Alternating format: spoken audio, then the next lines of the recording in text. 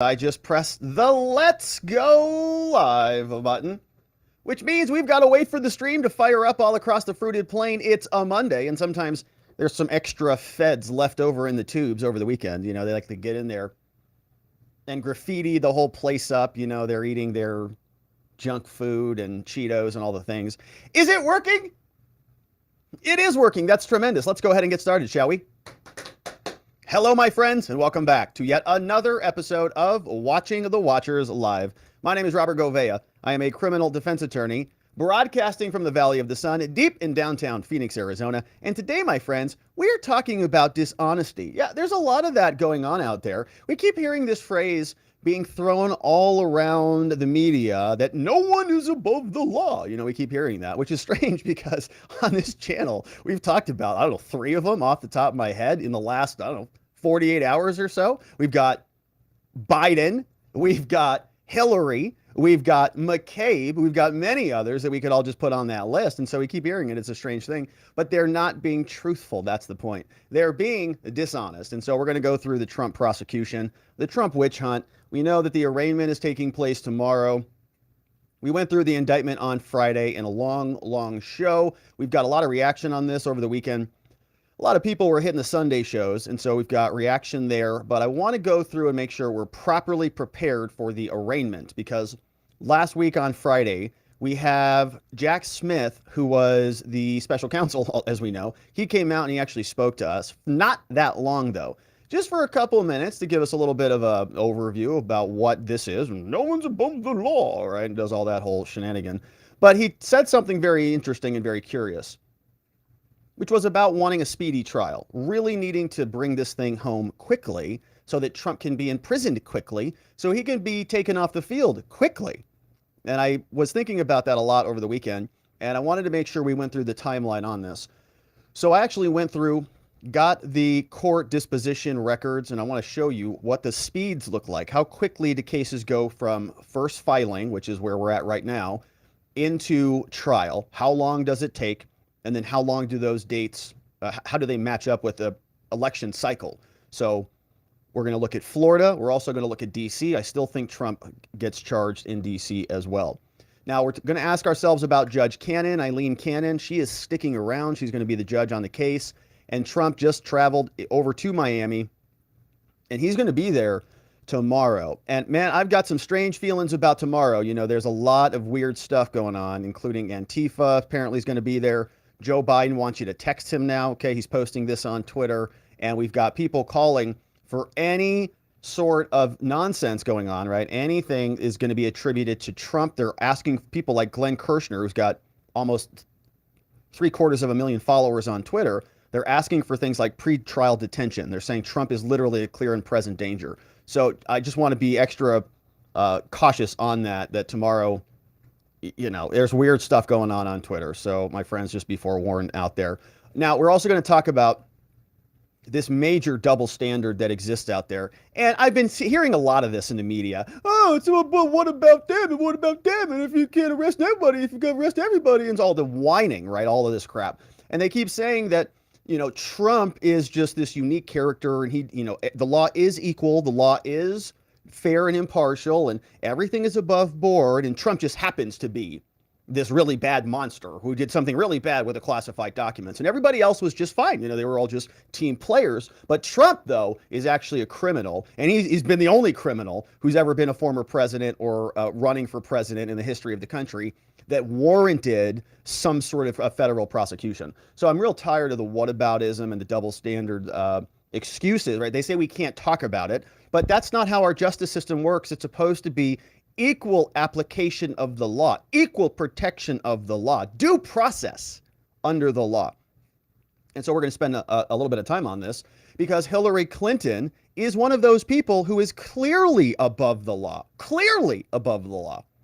So for them to come out here and tell us that no one's above the law, they're just saying that, well, no Republican is going to be allowed to do anything, is really what that means if you want to translate that from FBI to English.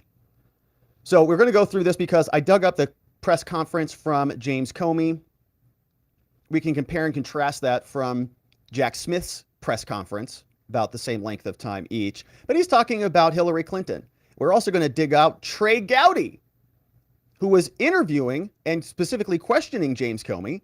And then we got fact check about Hillary Clinton and what she did with hammers and a software called BleachBit. We're going to go down memory lane on that because McCarthy also brought it up, all the hemming and hawing from CNN about what a travesty this is. They actually hired a leaker, Andy McCabe, and brought him on the show as an expert national security advisor, consultant person.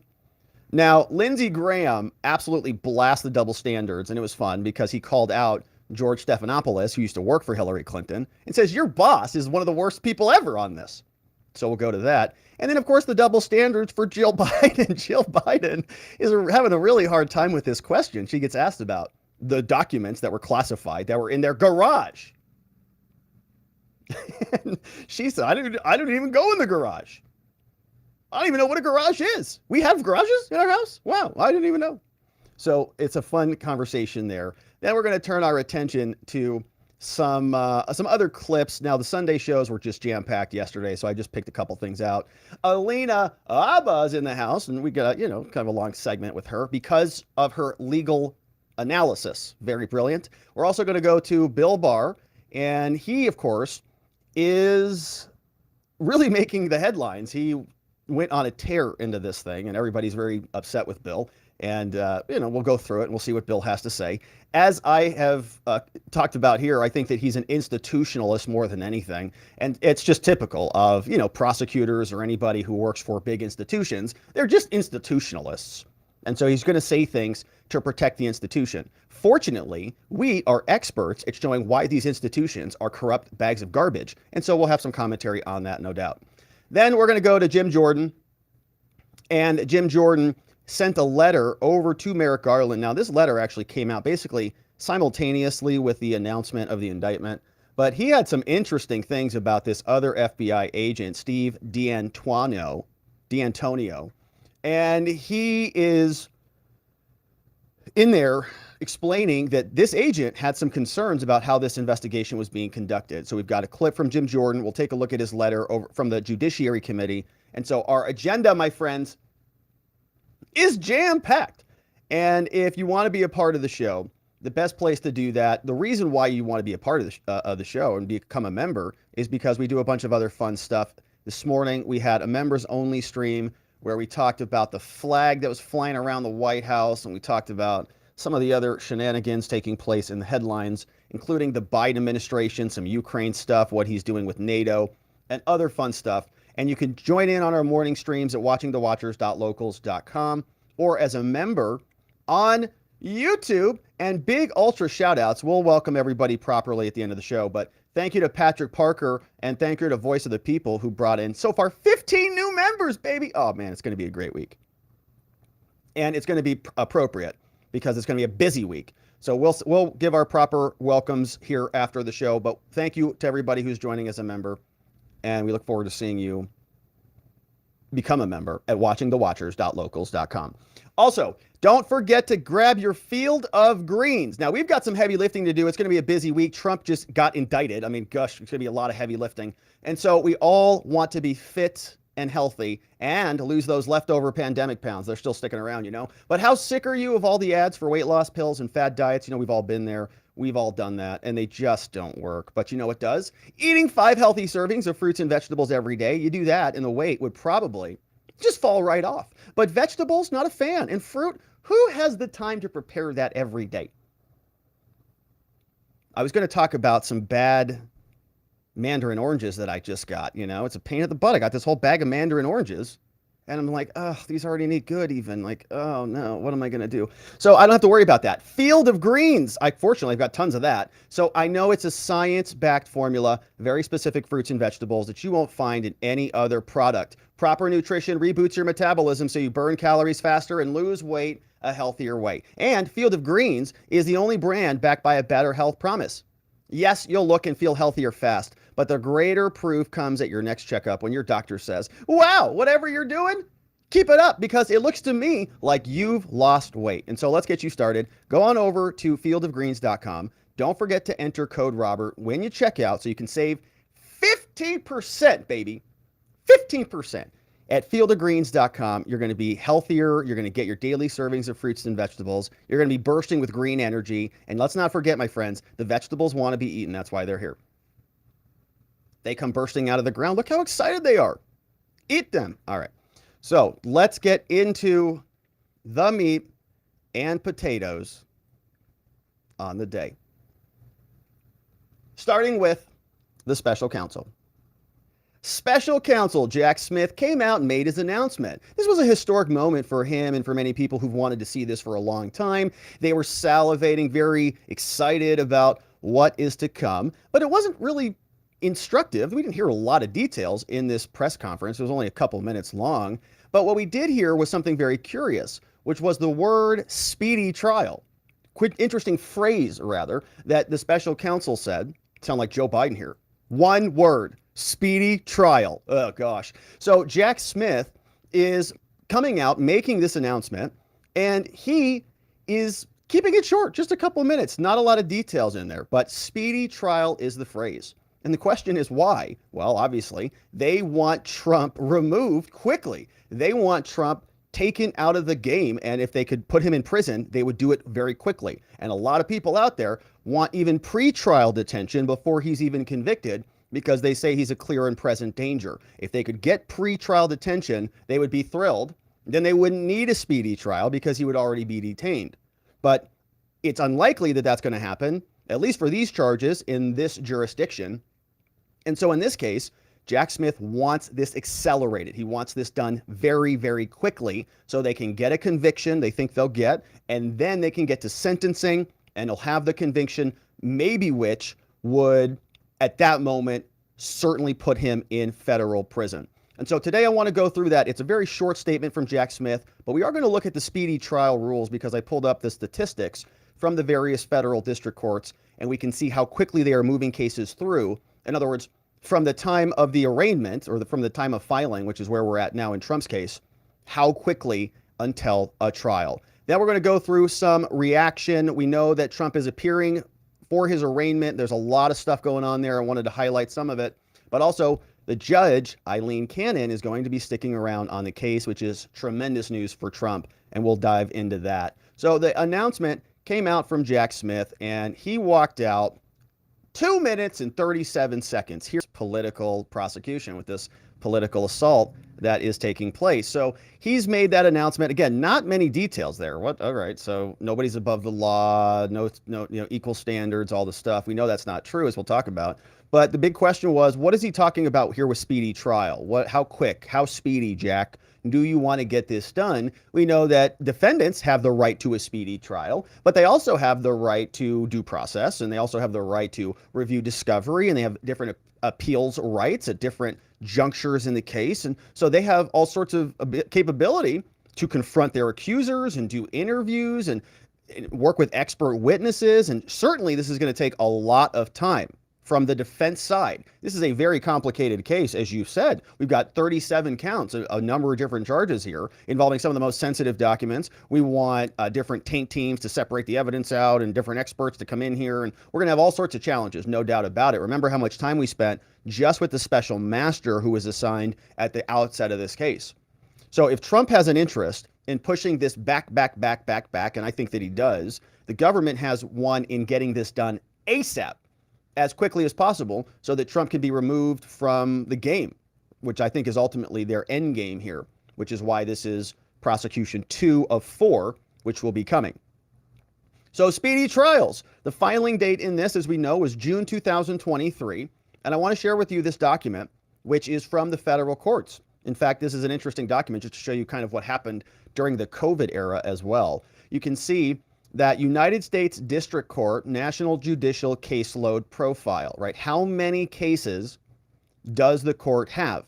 And one of the key things that we want to focus on is, you can see caseloads, like overall caseload statistics, how many new filings per month, right? So federal courts, 370,000 filings. All right. What we're curious about is this number here, the median times in the number of months from the filing date to the disposition. Okay, so Trump just got charged. How long until we get to a dispo, till the case gets resolved? Trump is not going to be taking a plea deal, as far as I can tell. And so we're here. It's criminal felony is what we're talking about, given the fact he's got charged with 37 of them. So the time from the filing to the disposition is 11 months. That's the national standard. 11 months. Now, what's curious is look at this, basically what happened like pre-COVID. Okay, so March 2020, it now takes 11 months, just as an aside, as a quick digression. It was 6.7 months on average before that. So COVID took it from about 7 months to about 9 months, and then ultimately up to 11 months. All right, you can just see what happened. Everything got bogged down.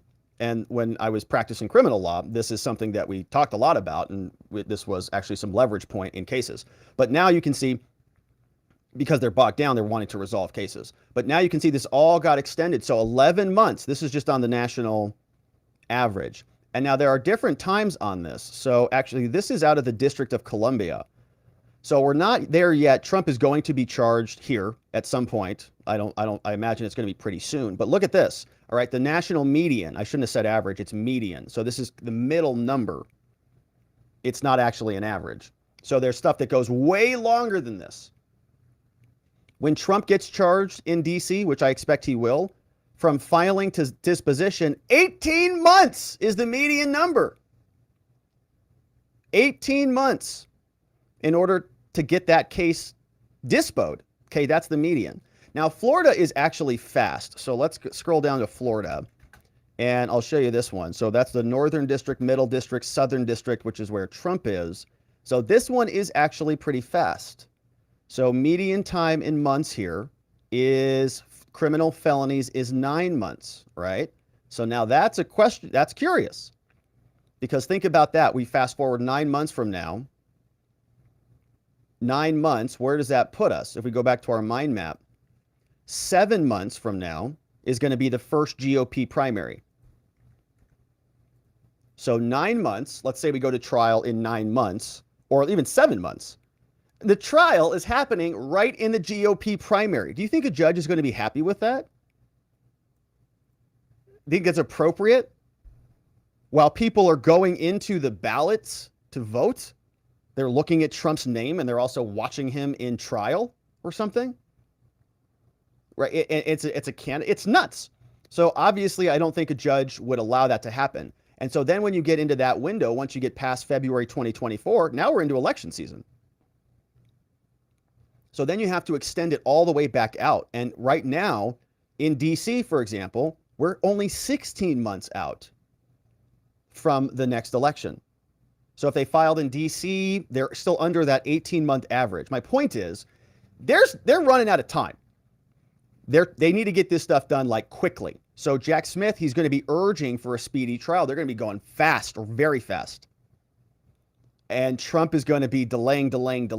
And this is going to be an interesting subtext battle to watch. This is going to be very fun from a tactical perspective to see who's accelerating, who's decelerating, and how it interplays with the politics. Because the politics are going to be used as justifications for continuance or accelerations and different things happening. So very curious stuff, and we'll be following along closely. Now, very good news for Donald Trump in this prosecution is that he is keeping Judge Aileen Cannon, and the New York Times is not happy about it. This is Judge Aileen Cannon. We've already talked about her a lot here. Remember when Trump had his residence raided many, many months ago, back August 8th, 2022. There was a debate about what the FBI took, stole, seized. They said that we only got information that pertains to our search warrant. And Trump's team said, no, you didn't. You took his personal information. You took his personal records. You got all of his notes. You got everything. And so the question was, should we have a special master come in and segment out, separate these things out? And the Justice Department said, no, we don't need that at all. You can trust us. We're the Justice Department. We'll take care. We'll take your attorney-client privilege documents and separate them out for you. You can trust us. And Judge Cannon, summarizing a great deal of litigation that we talked about here, highlighted the DOJ's misconduct in that case and the FBI's basically lies, and appointed the special master. Now, on technicalities, the Court of Appeals said, well, you can't really do that because this hasn't been charged as a crime yet, and it's just part of their investigation, and so there's no legal basis.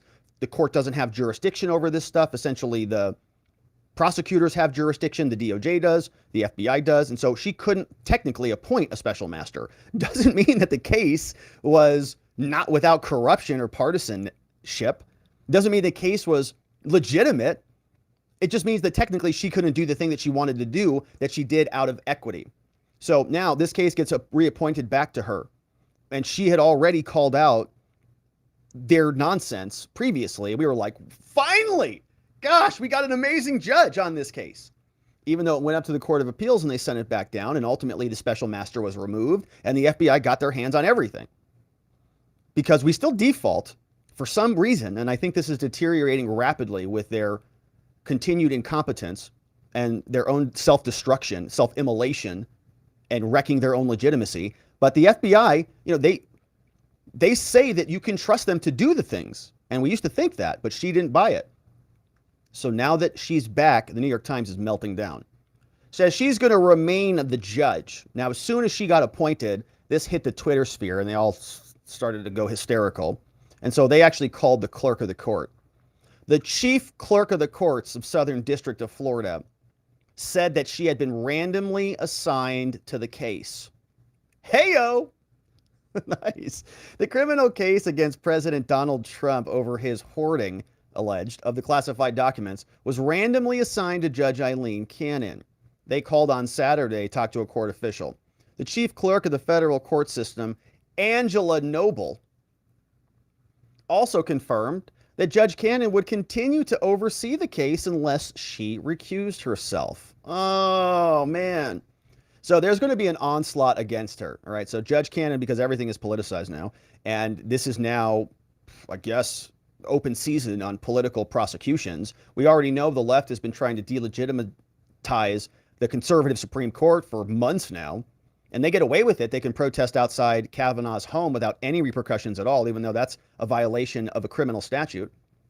But the news of Judge Cannon's assignment raised eyebrows because of her role in an earlier lawsuit. This is where Trump challenged the seizure of his documents. In issuing a series of rulings favorable to him, Judge Cannon, a Trump appointee, issued a series of rulings favorable to him, effectively disrupted the investigation until a conservative appeals court said you don't have authority to actually do that.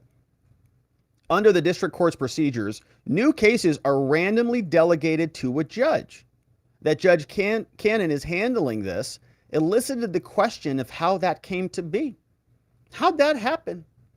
Asked over email whether normal procedures were followed, Judge Cannon's assignment was actually random. Ms. Noble wrote, "Normal procedures were followed, New York Times. How dare you imply otherwise?" Mar-a-Lago is in the West Palm Beach Division, between the Fort Lauderdale Division and the Fort Pierce Division, where Cannon sits. District Court's website has 7 active judges. Ms. Noble wrote that certain factors increase the chances the case would land before the judge. She said senior judges are removed from case assignments. At least one senior judge is done, she wrote. She wrote that one of the 7 active judges with Chambers is now a Miami judge. A third active judge draws the other 50%. And Judge Cannon draws the other 50%. So the clerk said, when she was asked whether Judge Cannon would continue to handle the case, she confirmed that no court practice would return the case to be assigned to another judge. In short, Judge Cannon's assignment is permanent unless she were to step aside. Oh, man, they're not happy about that. That really stings for them. So we'll see what happens. Now, the pressure to come to bear on Judge Cannon is going to be massive, and there are already calls for her to recuse herself or other things. So we'll see a lot more of that. Now, there is more here. Donald Trump is traveling into Florida, Miami, for his arraignment. And there's some interesting things happening, including people in attendance. AP got some details, got some video for us. Here's what that looked like. Trump leaving his residence, heading to Florida. You see him walking into the car there. Secret Service vehicles going to be taking him over. Not any audio, but they are making their way over. You see the caravan leaving Bedminster, New Jersey.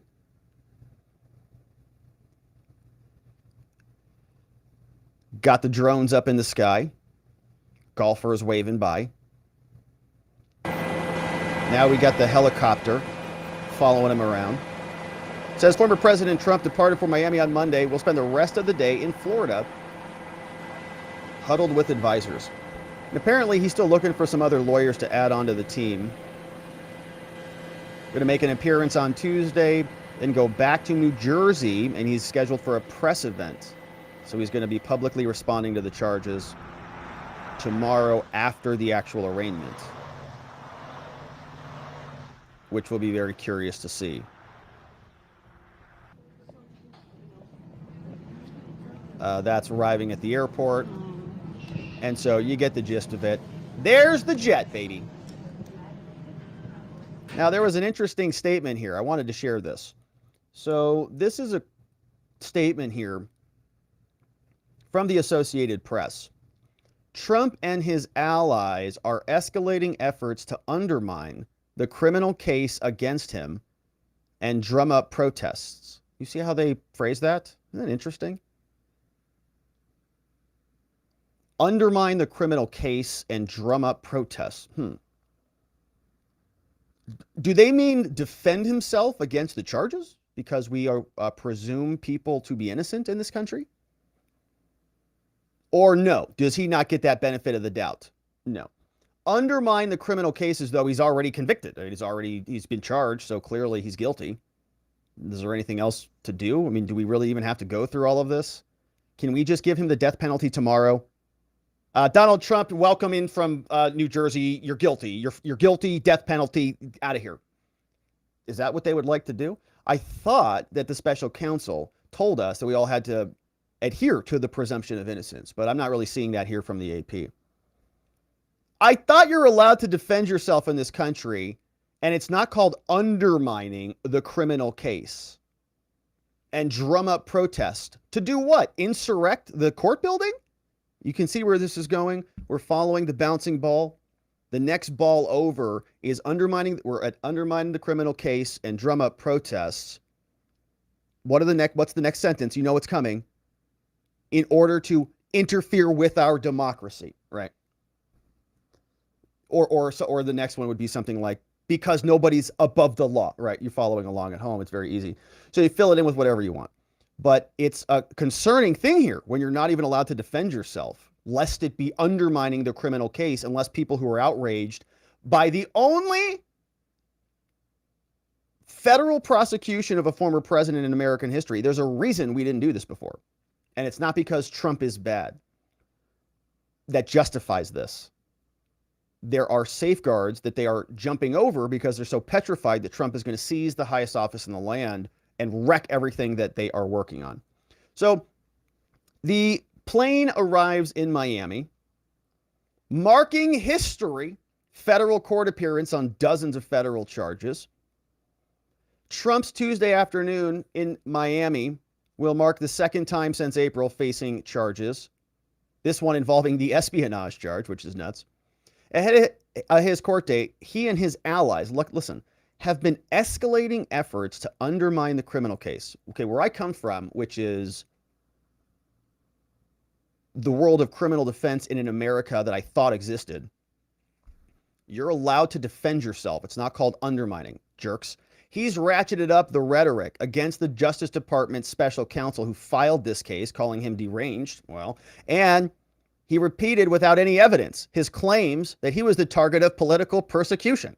It's like, what more evidence do you need?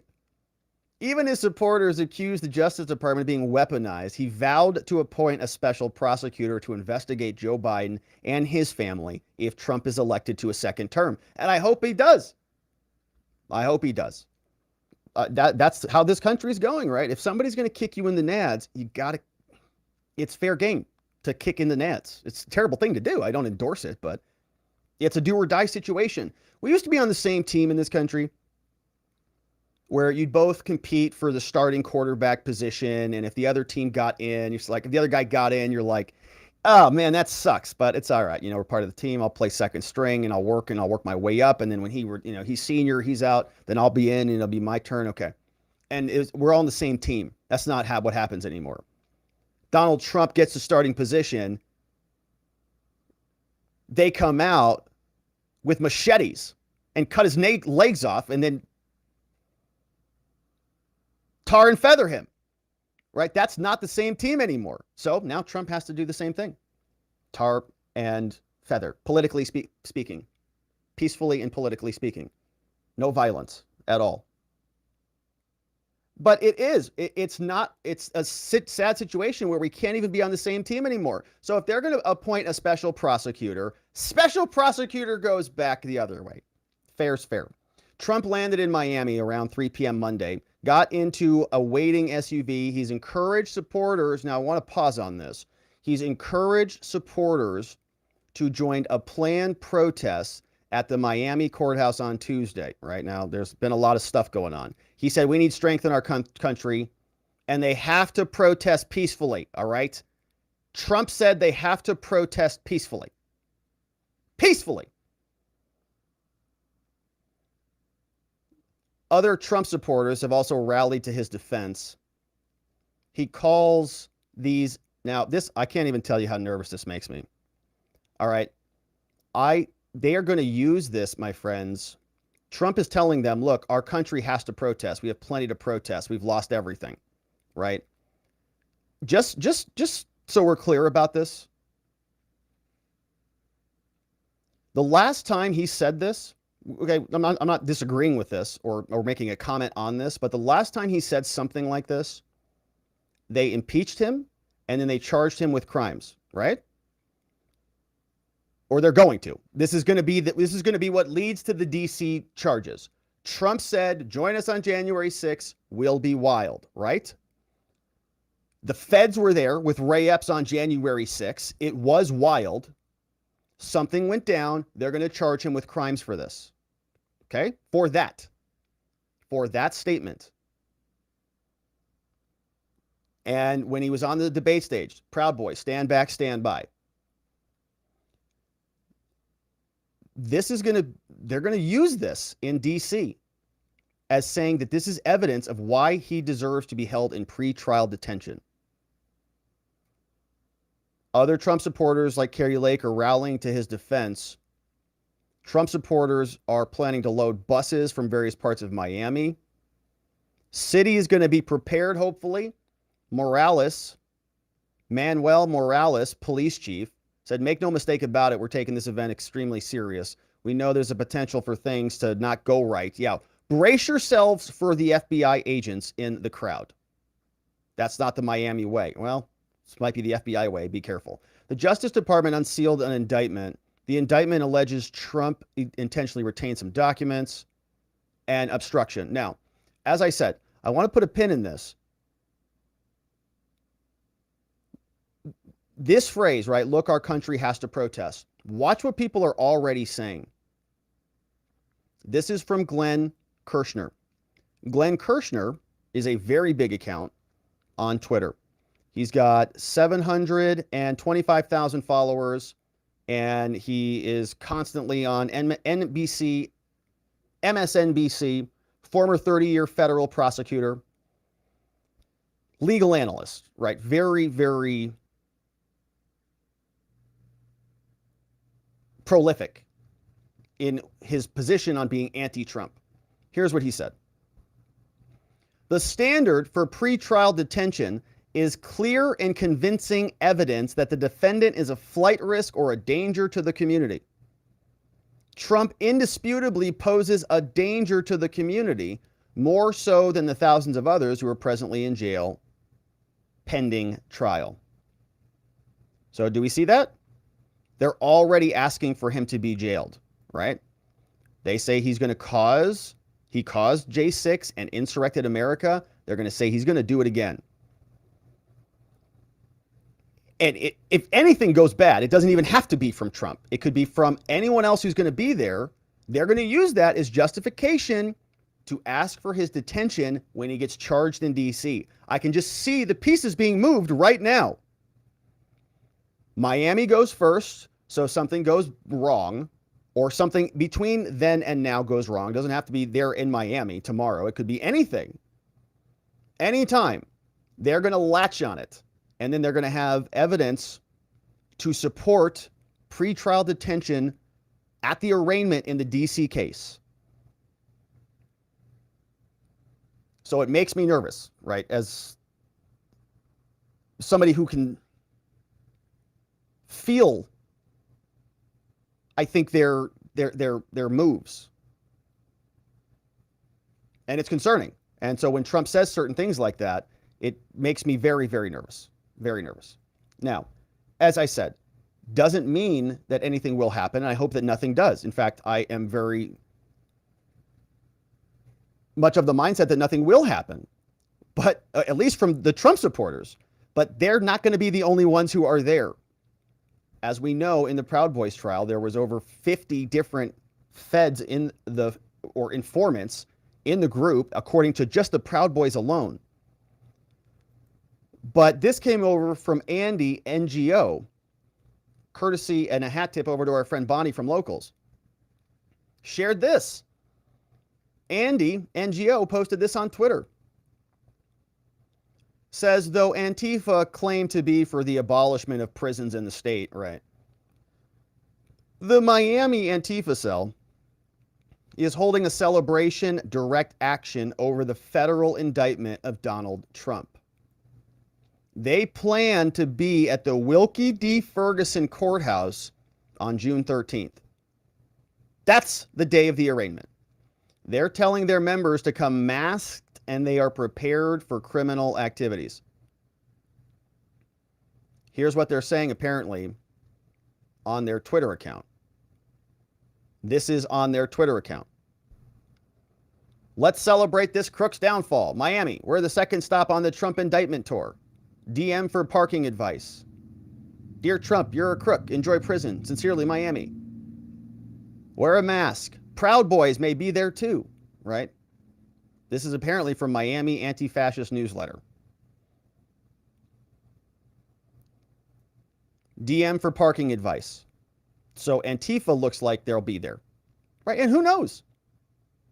Who knows? Who knows who is who and who is there for what purpose? But all I know is that they are gearing up and trying to label people for anything that they could possibly imagine. And Joe Biden is doing this weird thing now where he's got this posted on his Twitter account. He's posted this twice now. He says, if you haven't already, text me at this number. And I have blanked out the number because this is definitely a trap. 100%. It's a trap. Do not text the number anything. They will literally put people in jail and prison for sending messages. I have seen it. Tell me what's front of mind for you and your family this summer, okay, is what he's asking you to do. This is the president on his Twitter account. It's got 10 million views. A small percentage of people will text something bad to that phone number. And a small percentage of those people will text something that is legally a threat to that phone number. And I'm very sure that we'll see prosecutions as a result of it. This is the second time he's posted it. And it's not like, hey, sign up for a newsletter, okay?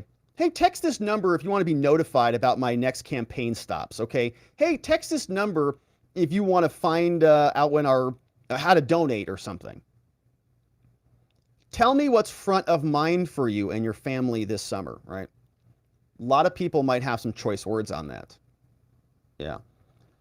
So be very careful, my friend. There's a lot of weird stuff going on. We've got people clamoring to put Trump in jail for this. And if Trump is in jail, they'll make the argument that everyone else is his insurrectionist co-conspirator and they deserve to be in jail.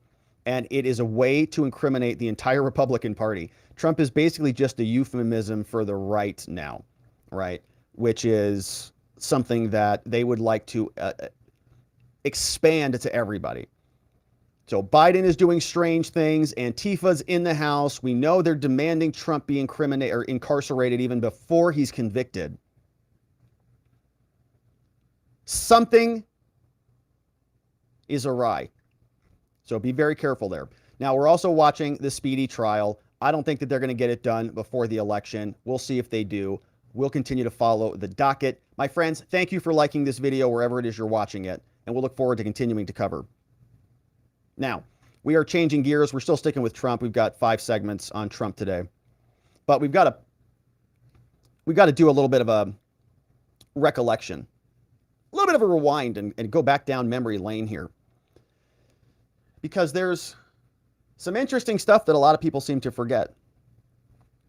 The Clinton-Biden double standard is now on full display, and a lot of people on the left are now screaming that anybody who asks about Hillary Clinton or Joe Biden or any of the other criminals in the DOJ or the FBI or in the State Department, if we ask about them, that's all just whataboutism. It's just us saying, oh, you know, what about this and what about this? And it's just trying to deflect from the real criminal, which is Donald Trump. And we're not allowed to ask about any other prosecutions or explain why this is a big problem, because if you have double standards in the law, well, then you don't really have equal protection of the law, right? You've got certain people who are prosecuted and others are not. You don't really have any notice about what the law is. If those people can drive at 0.15 over the limit, but these other people can't, it's 0.08. And, or if you only enforce certain laws that are at certain limits, and then you change the standards, but you don't tell the people about that. You've got notice problems and constitutional problems, and you've got all sorts of political problems as well, which is why we just don't prosecute people in these positions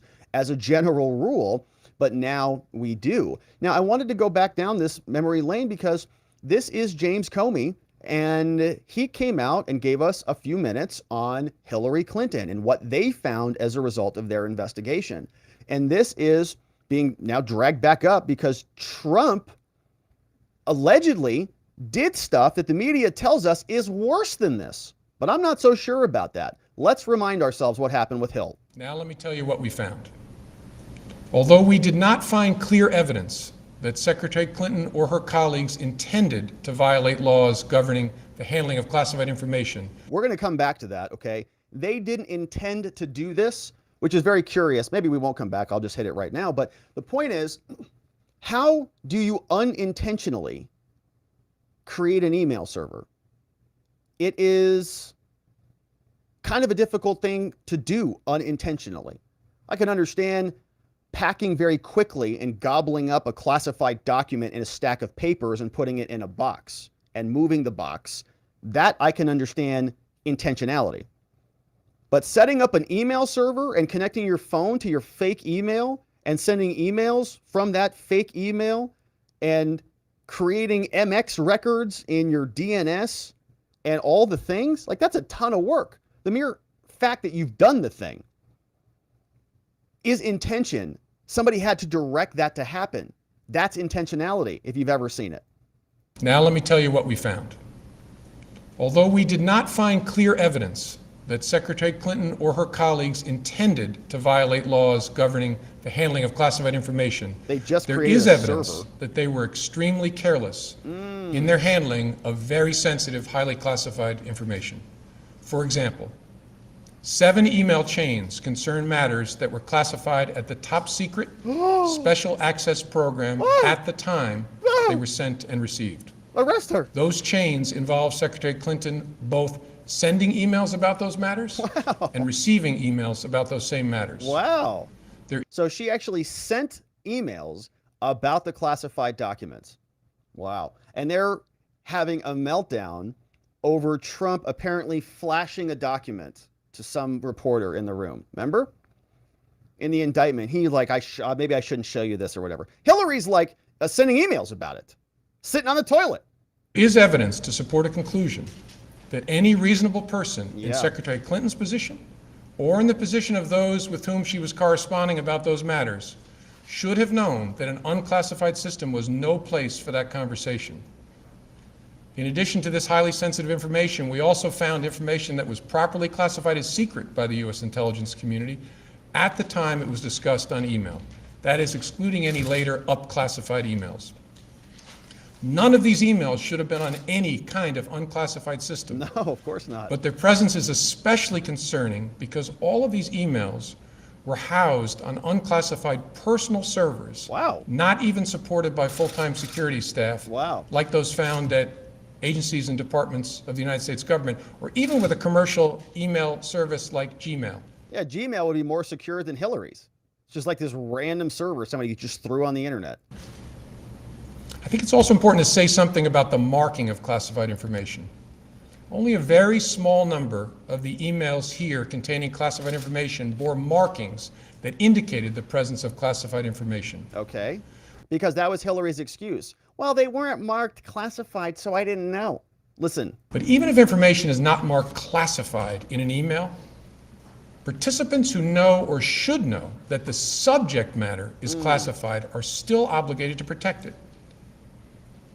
And while not the focus of our investigation, we also developed evidence that the security culture of the State Department, in general, and with respect to the use of unclassified systems in particular, was generally lacking in the kind of care for classified information that's found elsewhere in the U.S. government. With respect to potential computer intrusion by hostile actors, we did not find direct evidence that Secretary Clinton's personal email domain, in its various configurations since 2009, was hacked successfully.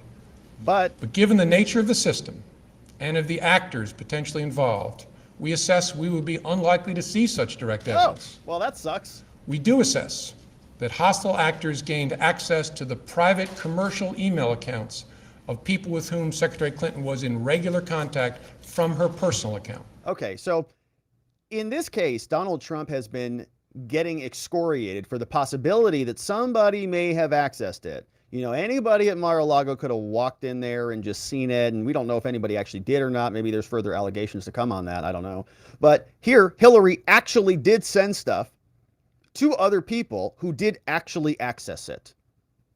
And he says she was extremely careless, which was a phrase that he just modified from the criminal law, which was gross negligence. If it's gross negligence, which is basically what it sounds like. It means you are extremely negligent. It's like so obviously negligent. It's like you're spinning a loaded gun around, shooting it off in the air. It's like you're going to shoot somebody in a mall, okay, if you do that. It's grossly negligent to do something like that, or reckless, or, you know, pick your standard. But basically, he took the law and he metamorphized it into this new phrase, which was extremely careless, which didn't support the charges. Listen. We also assess that Secretary Clinton's use of a personal email domain was both known by a large number of people and readily apparent. She also used her personal email extensively while outside the United States, including sending and receiving work-related emails in the territory of sophisticated adversaries. So she's using their servers.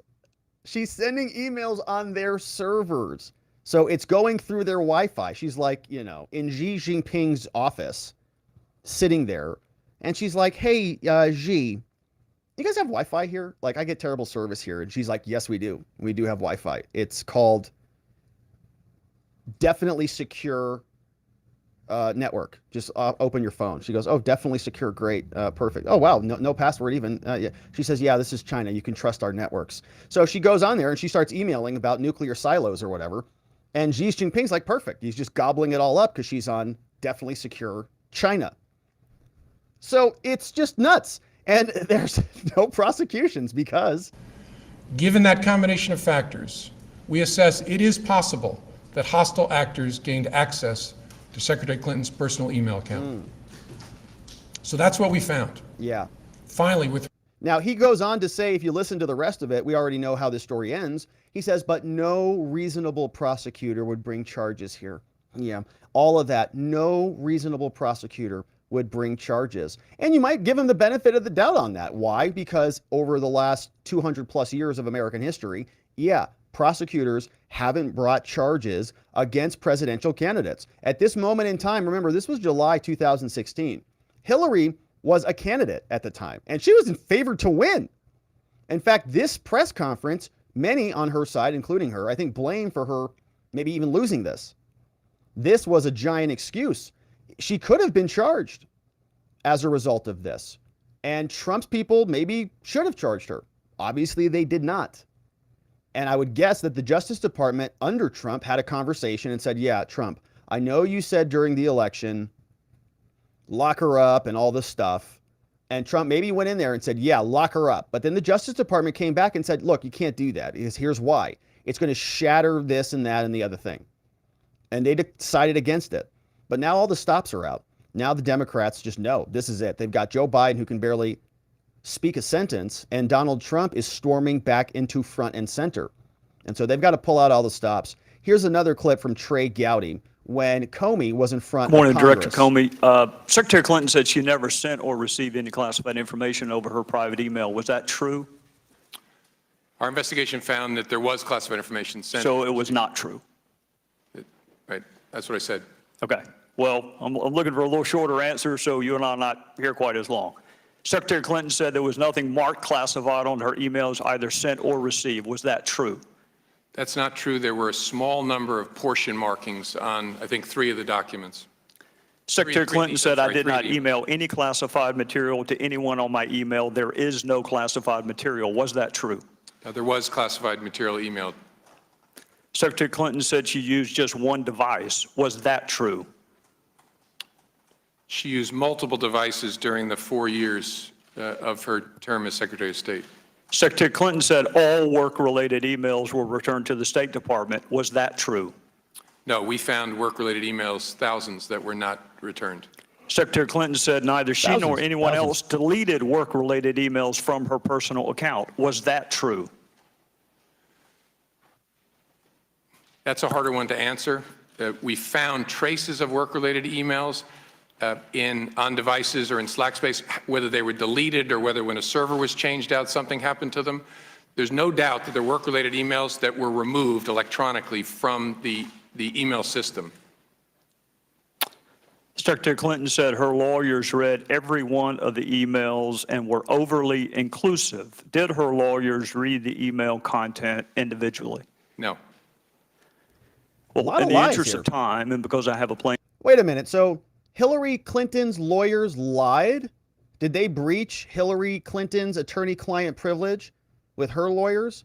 Her lawyers said they did something. FBI says no. So it sounds like Hillary and her lawyers were colluding to obstruct justice, which would be a crime, which means the attorney-client privilege gets breached, just like Trump's got breached, right? Right? That's fair, because we live in a law, in a society where no one is above the law, as they keep telling us. To catch tomorrow afternoon, I'm not going to go through any more of the false statements, but I am going to ask you to put on your old hat.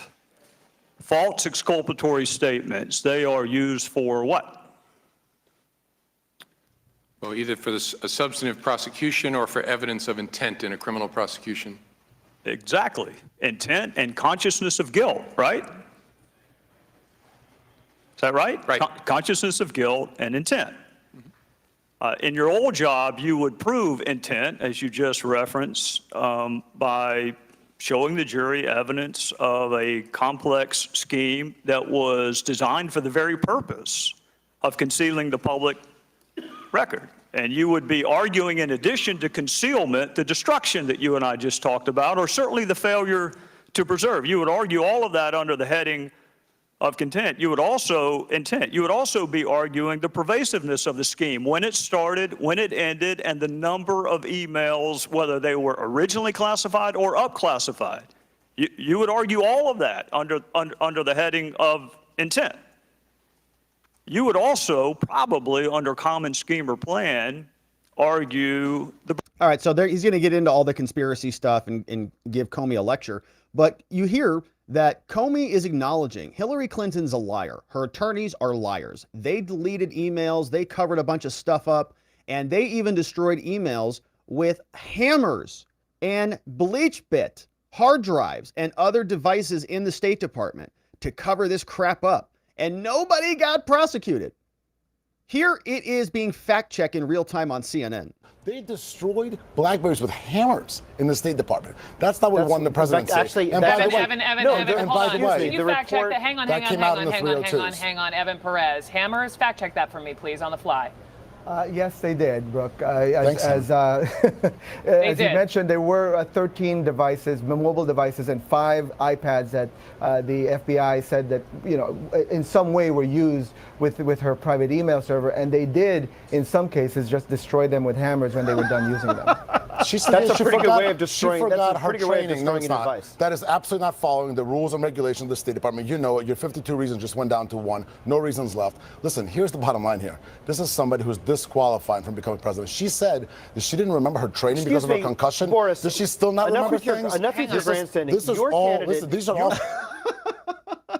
He got fact check in real time. Look at her face. She's like, "Oh no!" Watch the face. Okay. Oh, there it is. You can almost feel the pain right there. Perez, hammers, fact check that for me, please, on the fly.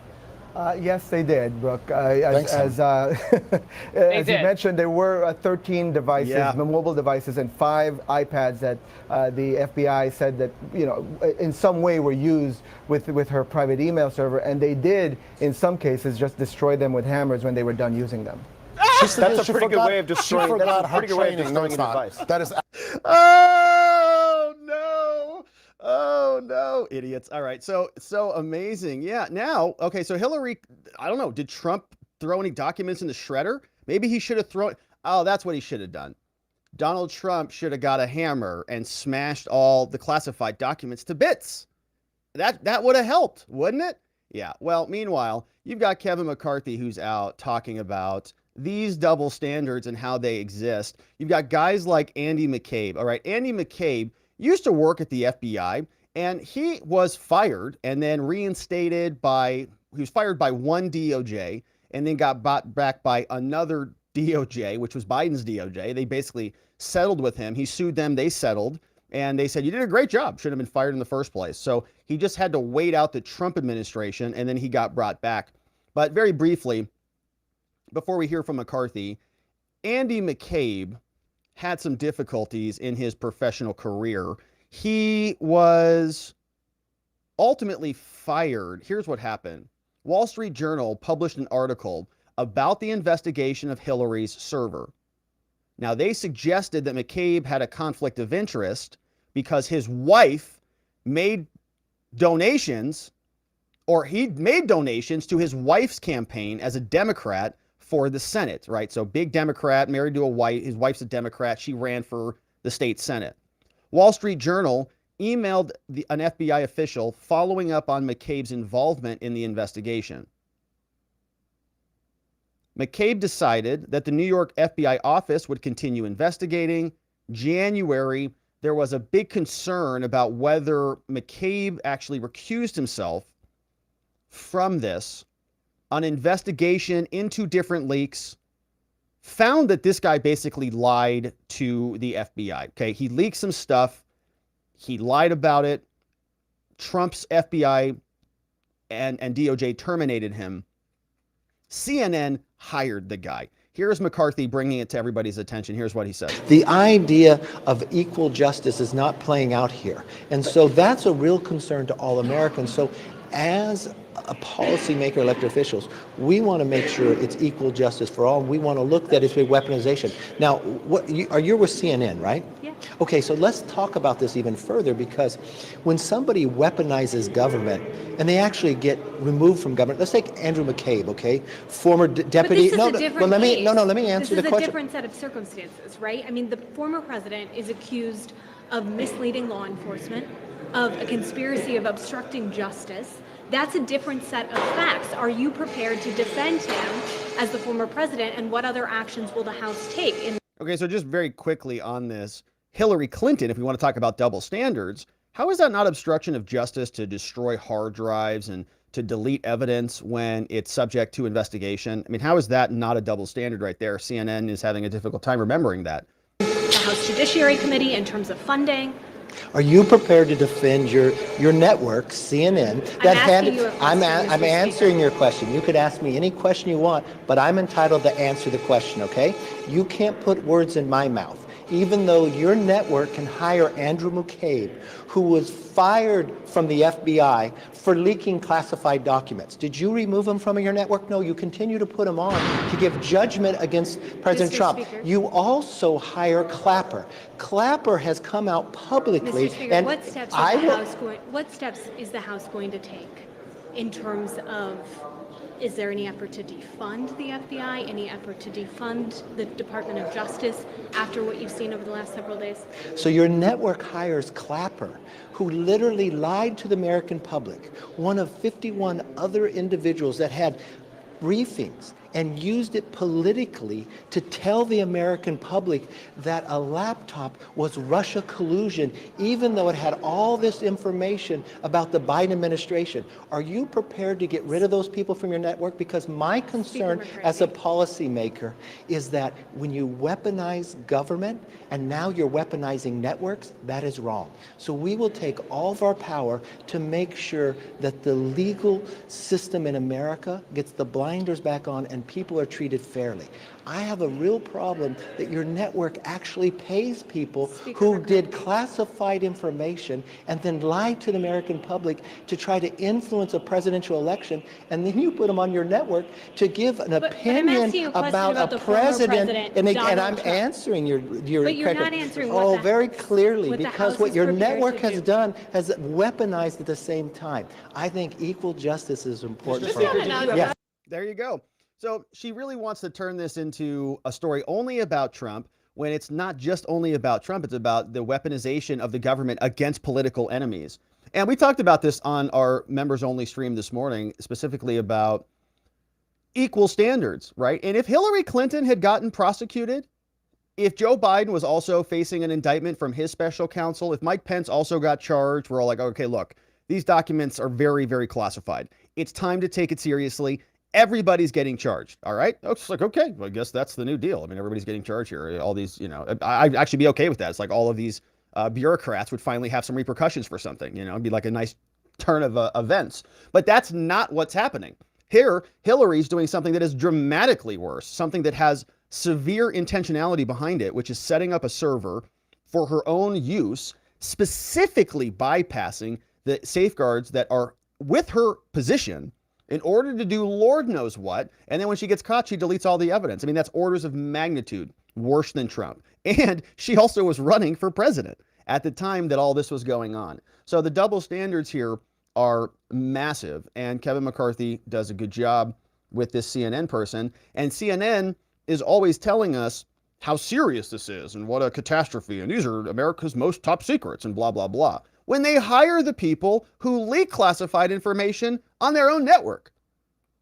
So don't tell us that you care about this stuff and the sanctity of classification. It's so honorable when you bring on people who are the biggest, most egregious offenders of classification protocol, like Andy McCabe. So they are continuing to twist themselves into a pretzel, but fortunately some Republicans are speaking out. One of them is Lindsey Graham. And Lindsey Graham is on with George Stephanopoulos. Remember, George used to work with Hillary Clinton. And so Lindsey Graham gets up on here with George Stephanopoulos, and here's how this interview goes. Line, who's endorsed Donald Trump for president in 2024. Senator Graham, thank you for joining us this morning. Donald Trump has said repeatedly that he did nothing wrong. Do you believe that?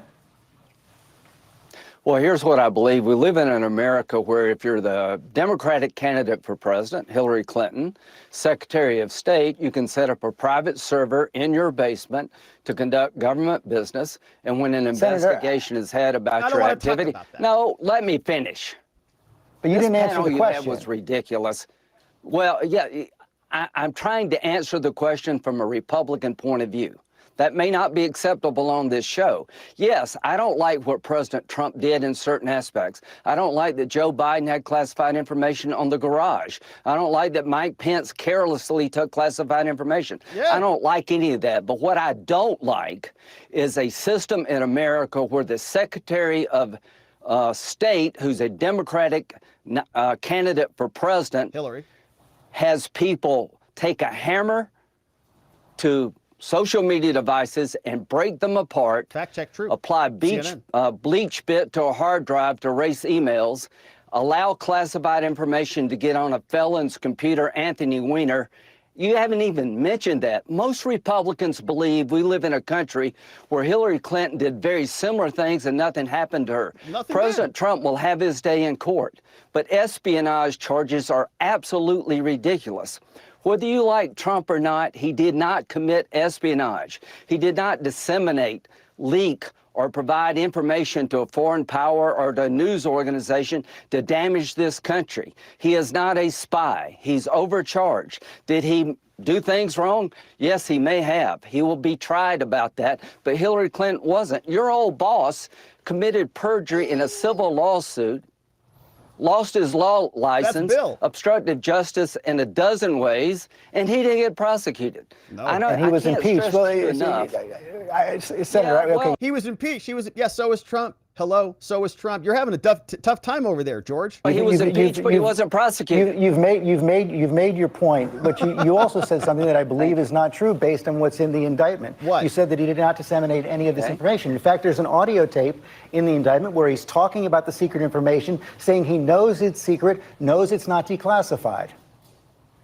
Okay, let's talk about that. I don't know what happened. I haven't heard the audio. That's true. We haven't seen the transcripts, and there. Would it be shocking to anybody if the transcripts weren't exactly accurate? Would it be shocking if Trump was literally joking around? Or, as I said last week when we were going through the indictment, the document's status could be technically declassified, but it could have a classification marking on it. And Trump is being Trump. Trump jokes all the time. And I know, you say, maybe it's just a joke, right? No, I was just joking. No, this isn't methamphetamines. You're kidding me. I thought it was a joke. It's not meth. I thought it was something else. No, it's. But in all seriousness, I mean, when we were talking here about the E. Jean Carroll case, Trump during the CNN town hall gave us this weird first-person narrative, as though he was guiding us through the whole ordeal again.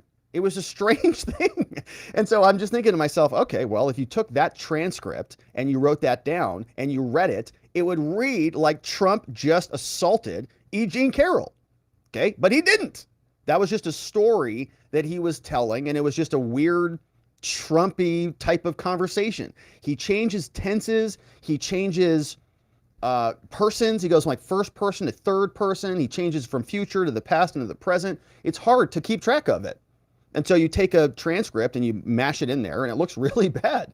But again, it doesn't. The transcript doesn't, in it of itself, or the allegation in it of itself, doesn't comport to a violation of the law. My understanding is they don't even have that document that's been referenced there. And again, going back to George's prior question, or the double standard that exists, Hillary also was disseminating this stuff, sending emails on non-secure servers in foreign territory using their Wi-Fi networks. So talk about dissemination. It's a whole different category. Trump allegedly is like flashing a document, which again, I don't encourage or endorse. I'm like, well, you don't, it's Trump. It's very Trump, and Trump is going to be Trump, and Trump's going to Trump it up. But it's a different caliber of offense. Knows it's not declassified. Okay, let's talk about that. I don't know what happened. I haven't heard the audio, but look at who's been charged under Espionage Act. Julian Assange, Edward Snowden, Chelsea Manning, people who turn over classified information to news organizations to hurt the country or provide it to a foreign power. That did not happen here. Donald Trump, you may hate his guts, but he is not a spy. He did not commit espionage. What he did is very similar, in my view, to what Hillary Clinton did. People in the Clinton case took a hammer to a BlackBerry and destroyed it. They wiped clean with bleach bit emails. They said they were all personal, but some of them actually were classified, and it wound up on Anthony Weiner's computer, and not a damn thing happened to her. That's dissemination. Senator, first of all, she was fully investigated. They found the investigation found no intentional holding back. Well, fine. Donald Trump was president for 4 years. He had his Justice Department in place for 4 years. But setting that. So he should have prosecuted them, right? That's the argument. So Donald Trump should have prosecuted Hillary. So, okay, fine. The new standard has been set. I hope these people are happy with what they've done here. But the next time a Republican wins, at some point it's going to happen, then they should, and they must, I would argue, prosecute their political opponents, because this is the new game. They're not even going to campaign this season. They're not even going to put Joe Biden around at rallies. I mean, they'll send him some token rallies, but it's not going to be a traditional campaign, because this is the campaign. This is the new America. So if Republicans don't play the same game, well, then they're going to continue to lose elections and lose badly. And they may not, have fair elections in the future to begin with once they recodify and federalize elections after that fact. So this is where the line gets drawn in the sand. And I think it's time that, people start to coalesce behind this. This is enough of this. And Trump could, maybe he should have. Would you have liked him to prosecute? George, if Trump would have prosecuted or urged his DOJ to prosecute and they made a decision, they would have been crying like you wouldn't have believed about what an inquisition this is, what a travesty of America democracy this is, how it's breaking history and precedent. But they're doing it now because it's break glass in case of emergency. This is a mutually assured destruction tactic. The reasons why, allegedly, the U.S. and the Soviet Union didn't blow themselves into smithereens was because we knew that if we did that, if one of us launched the nuke, it's the end of the whole game. When you prosecute your political enemies in your country, it's the end of the game. And now they're doing it and they're defending it. It's gross. Aside, there is an audio tape of Donald Trump saying he knows this is secret information. He knows he's sharing it with other people. How is that okay? I'm not saying it's okay. I'm not saying it's okay to take a hammer to a BlackBerry. I think none of this is okay. When Chris Coons, who my good friend will be on in a minute, when we view classified information, we have to sign in, go into a room, and turn it back over. You got vice presidents, secretary of states, and presidents handling this stuff. You had Bill Clinton with tapes in his sock drawer. I would like to review the system, but here's the point I'm trying to make. What's happening in Manhattan to Donald Trump has never happened to anybody in the history of New York. I think the espionage charges are completely wrong, and I think they paint an impression that doesn't exist. This is not espionage. And I do believe, George, that most people on my side of the aisle believe when it comes to Donald Trump, there are no rules, and you can do the exact same thing or something very similar as a Democrat, and nothing happens to you. Here's the bottom line. Hold on a second, Senator. The leading candidate for president of the United States on the Republican side is being prosecuted by his opponent. Yeah. Had Donald Trump turned over the documents as Mike Pence did, and you heard our legal panel address that as well, we wouldn't be sitting here today. There would be no case. There would be no case at all. Well, I don't know if that's true. He believes he has the power to do that. He will argue the Presidential Records Act. I don't know if he's right or not. And there's another point on that. I think that in the indictment, that Jack Smith said that the violation started when he left office, right? So it was around January 21st is when the actual criminality started. So it was the withdrawal of the documents. It was the taking of the documents from the White House on that date is when the crime started. So this idea that he should have just given them back, I don't think that's how it's charged. There'll be a trial about this, but I cannot stress to you enough that we live in a world today where most Republicans believe that Hunter Biden's laptop was real and people knew it was real, but they told the public something else to help Joe Biden. We live in a world where it takes 4 years to investigate Hunter Biden, and you can go after Donald Trump in about 18 months. I know you don't get what I'm saying, but people on my side believe it. And I think Donald Trump is stronger today politically than he was before. I think the espionage charges are ridiculous. I think what happened to Hillary Clinton, where she got away with it, is very similar to what happened to the President Trump. And we'll have an election and we'll have a trial. But I promise you this, most Americans believe, most Republicans believe, that the law is used as a weapon against Donald Trump. Well, and I've heard that. I've heard your attack on President Biden and his Justice Department. I've heard your attack on Hillary Clinton. I've heard your attack on Bill Clinton. What I've not heard from you is a defense of Donald Trump's behavior and why you think that's the kind of behavior you want to see in the President of the United States. I'm not justifying his behavior. If it were up to me, nobody would take classified information. But you're endorsing him for President of the United States. You're saying he should be President of the United States. Yeah, I think what's happening here. These conversations are for like kids. I mean, it's like, but you like him and you don't like him, but he said, Well, George, he's a complex person. There's a lot of reasons why you endorse somebody. It's not a single issue thing, right? He might have a classified documents problem. Hillary Clinton had a classified documents problem. George, did you vote for Hillary Clinton with her classified documents problem against Donald Trump? Would be a great question to ask back. Here is trying to delegitimize him, is what I'm saying. The game has changed for future presidents. Bill Clinton, under the 2023 standard, would be prosecuted for perjury. Yeah. All I can say is we're changed the game. We did. You impeached him after he was out of office. Now you're bringing charges in Manhattan that are completely ridiculous. You're accusing the guy of being a spy through espionage. A spy. It's not going to change my support for Donald Trump.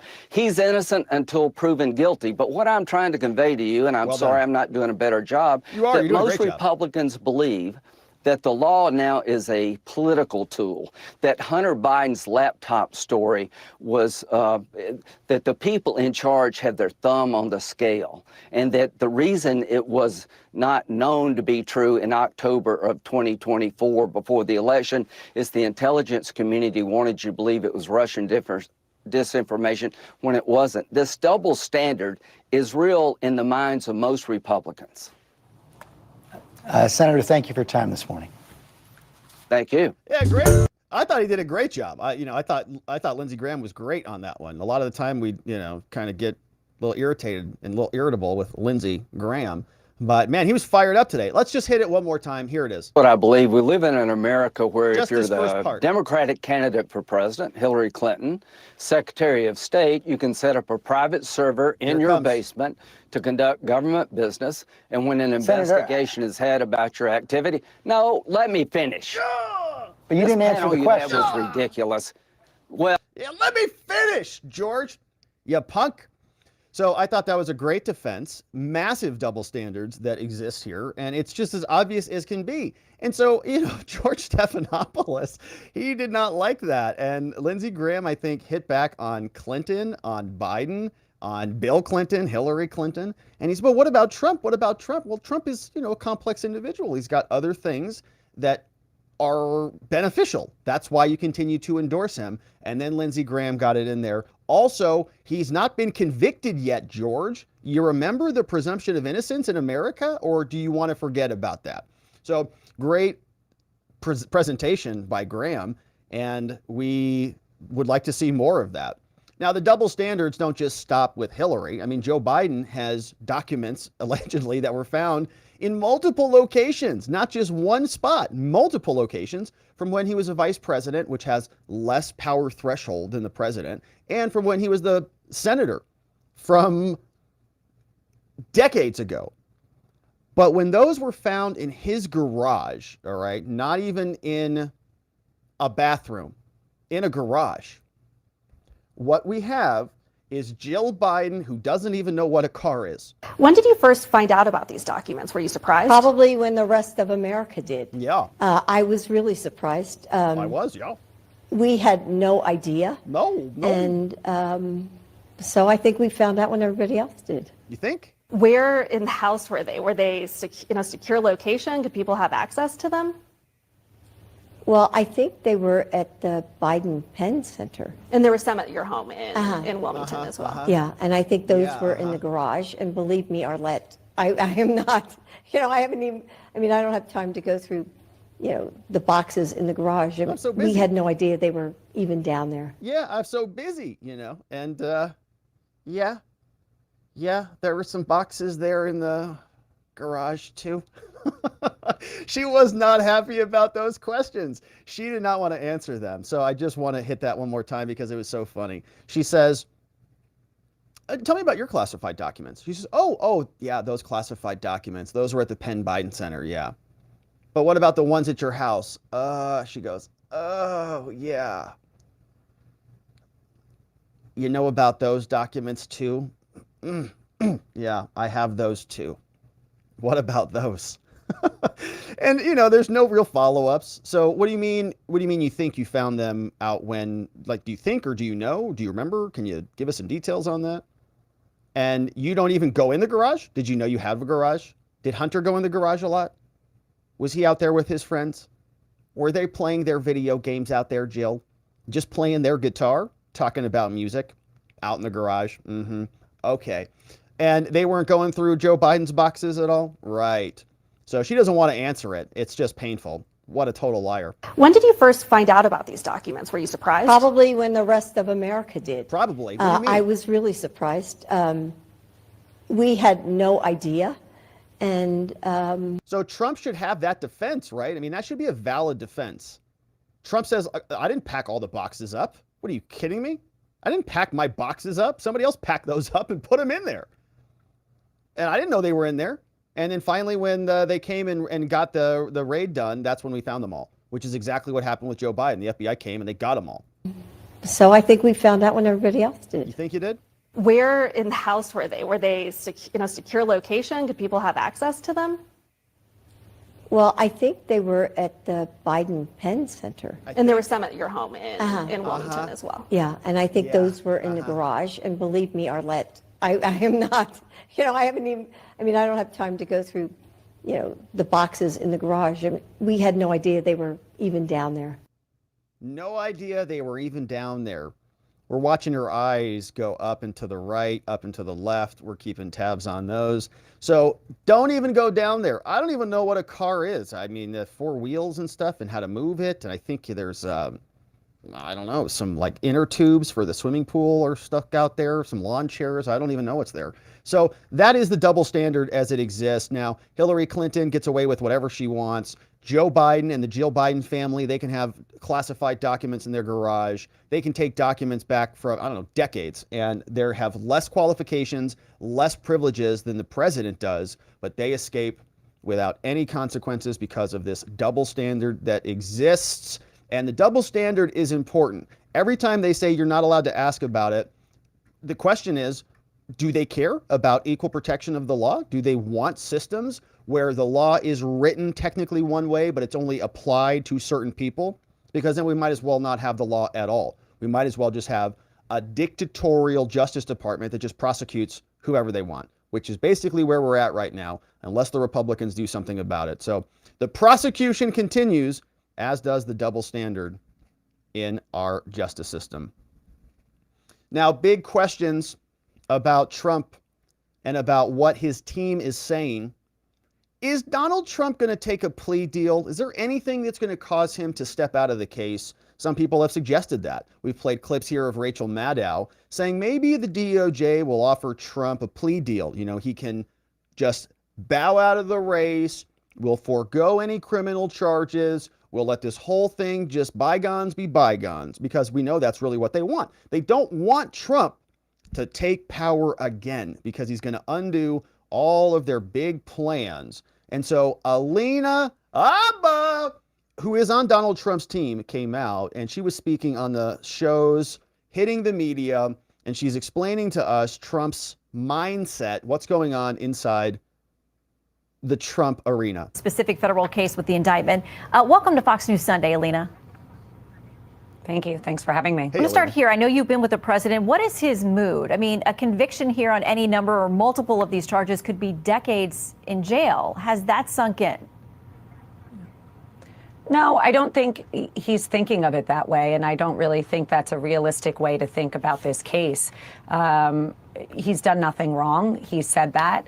This is completely politically motivated. It's election interference at its best by a political opponent. So to, his credit, and the world should understand, an indictment is a one-sided document. He has a defense. The defense is real. He had the Presidential Records Act, which only he has in play. Hillary Clinton didn't have that. Biden didn't have that. And we'll put that defense on. The team he's going to have will be strong and knows exactly what they're doing. Is he going to press for that speedy trial? I mean, that's generally understood to be something to benefit the defendant. Or would he rather push this past the 24 election, which seems like a more likely time frame for this kind of federal case? That's a strategy question that I really can't answer. That would be internal. She's not representing him on the criminal case. I would delay on this case. I would push it out far. I would push it out past the elections. And I would fight tooth and nail for every single stinking thing. And yeah, the defendant has the right to a speedy trial, but the defendant also has the right to discovery and to do your investigation under the confrontation clause. We have a right to do interviews and be able to present witnesses and all of our cross-examinations, and that takes a lot of preparation. So we want to make sure this is very thorough. We want to exhaust all of our appeals, anything that might need to be challenged, we're ready to go, and you delay. Part of the reason is, I think, because the government wants to get this done before to remove Trump from the playing field. And after the election, they are something. So the interests are aligned, I think, pre-election. Donald Trump has the capability now to make this election a referendum on the DOJ, the weaponization of the DOJ and the FBI, and it's do or die, in other words. It reminds me of the Revolutionary War. The British came over, and it was not as do or die of a situation for them. And one of the things we learned about in civics class is that the American colonists, right, it was their homes. If the British lost, they just went back to their homes. If the colonists lost, they lost everything. This is the situation for the Trump campaign. If DeSantis doesn't win, he can, lose and come back again, or any other candidate can. Trump, this is it. If Trump does not win this election, theoretically, he could be imprisoned, which is what they're asking for. So you're aligning now energy. You're aligning the defense with the political energy. And the defense ultimately might be the victory. Trump wins the election and he just walks right in and pardons himself. And so you keep that possibility open if the case is delayed. And I think that based on what we talked about in a previous segment, which is the timing of the federal courts, I don't think that they're going to be able to get it done before then. As a matter of just course, Jack Smith is going to be really, really accelerating it, or trying to. And we'll know what Trump wants to do. If he wants to get a trial done and out of the way, that increases some additional liability, because you might have sentencing. Let's just say, hypothetically, he goes to trial and loses, and they sentence him before the election. Now he could go to federal prison.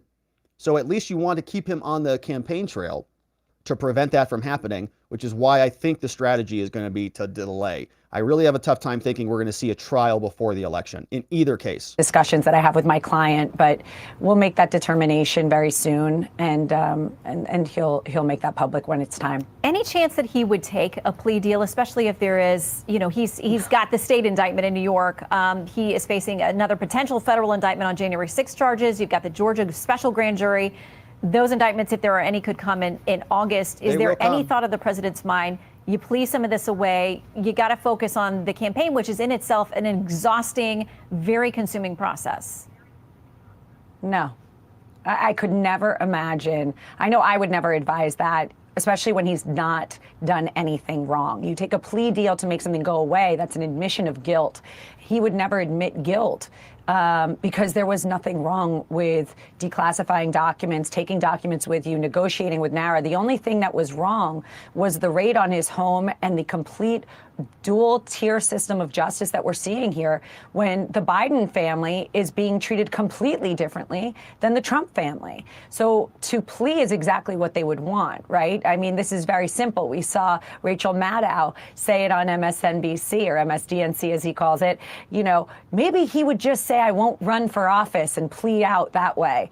No way. It makes no sense. You plea when you've done something wrong or when you have no shot. Yeah. We have strong defenses. Well, and we heard the president, former president, twice or multiple times yesterday in the speeches that he gave in Georgia and North Carolina say that he's not leaving the race no matter what. So again, this is uncharted territory, and it's a moment in America that's never happened before. So we will watch as this continues to proceed. But let's talk about a couple of the things in the indictment, as you say. I think that is an important point. This is unprecedented, and we're going to hear a lot of people talking about that they've got this all figured out, that they know exactly how the mechanics of this thing are going to work, and I don't think that is accurate, because we're talking about new territory here. It's new precedent, and I would not be surprised if the Supreme Court gets involved in this soon. I mean, sooner rather than later, because of what happens, especially if we get multiple indictments, especially if DC decides to hold Trump in custody in pretrial detention or something like that. This is a one-sided issue. What goes to the trial jury will be very different, and you will have an opportunity at defense then. One of the first points, and this actually comes from, they're quoting memorializations of one of the president's attorneys. They say that he had a number of conversations with them. I don't want people looking through my boxes, admitting that he knew that he had these boxes there and there was a subpoena in place. What happens if we just don't respond or don't play ball? Wouldn't it be better if we just told them we don't have anything here? I mean, one of the things he's accused of in this indictment is... Yeah, and this came up, and others have been criticizing Trump for this. And this is curious. I mean, I guess the alternative theory would be to just don't ask the question and to just delete it, or to just break the device with a hammer, or to just bleach bit it. Or in Trump's case, he could have thrown it in the shredder. They could have just shredded all the boxes, and they would have gotten away with it because of the Hillary Clinton standard or something like this. Now, this is also something that was breached, okay? They breached Trump's attorney-client privilege. He had that. They didn't do that for Hillary. What would Hillary's questions to her lawyers be if they breached her attorney-client privilege? We know that her lawyers lied to the FBI. We heard that from James Comey during his congressional testimony. So if Hillary's lawyers are liars, why didn't they breach her privilege? And why don't we get to look at all the questions that Hillary has ever asked her lawyers? Certainly that would be relevant, wouldn't it? But again, these are questions, right? These are questions. I've had clients ask me some of the most ridiculous questions because they're allowed to ask questions. And it doesn't mean we pursue that course of action. Trump says, wouldn't it be better if we just told them we don't have anything? Well, maybe, but that would, not be advisable, Mr. President. And here's why. They probably know, okay, we already told them this, right? They already know we have documents, so we can't tell them that. So it's kind of impossible. They would catch us. I go, oh yeah, okay. So you move on to the next thing. But it's just part of the conversation. You're allowed to talk about these things. They don't traditionally breach attorney-client privilege. One of the things he's accused of in this indictment is of giving false statements and forcing other people, including legal members of his team, to give false statements. Yeah, I think, I can't get into details on TV, obviously, but I can say that we saw a picture that's been widely publicized, right, of a box that's flipped over. What's in that box? Newspaper articles, pictures, things that are mementos, things that he has a right to take. So if I'm someone with documents that I have a right to have as the president who left the White House, do I want people rummaging through my personal items? No. So I think you have to remember, again, like I said, there's context to everything. That context will be brought out on defense, and that's going to be our opportunity. And this is the box she's referencing. And my understanding is that the FBI or the DOJ, they actually redacted something in there, right? So this looks a lot more unintentional to me. But apparently there was a classified document that was, in that batch. So this looks to me like somebody just gobbled up a bunch of stuff out of a bunch of drawers, threw it in a box. The box got weak, broke right there. The box fell over. Not great, not ideal, right? But a lot less intentional than literally a person setting up an email server, which is not just a trivial thing. It's a lot of work to set up an email. You got to connect the MX records and connect the tubes. It's a lot of tubes being connected. And so this is a big deal. Now, apparently this photograph was taken by Nauda. We don't know.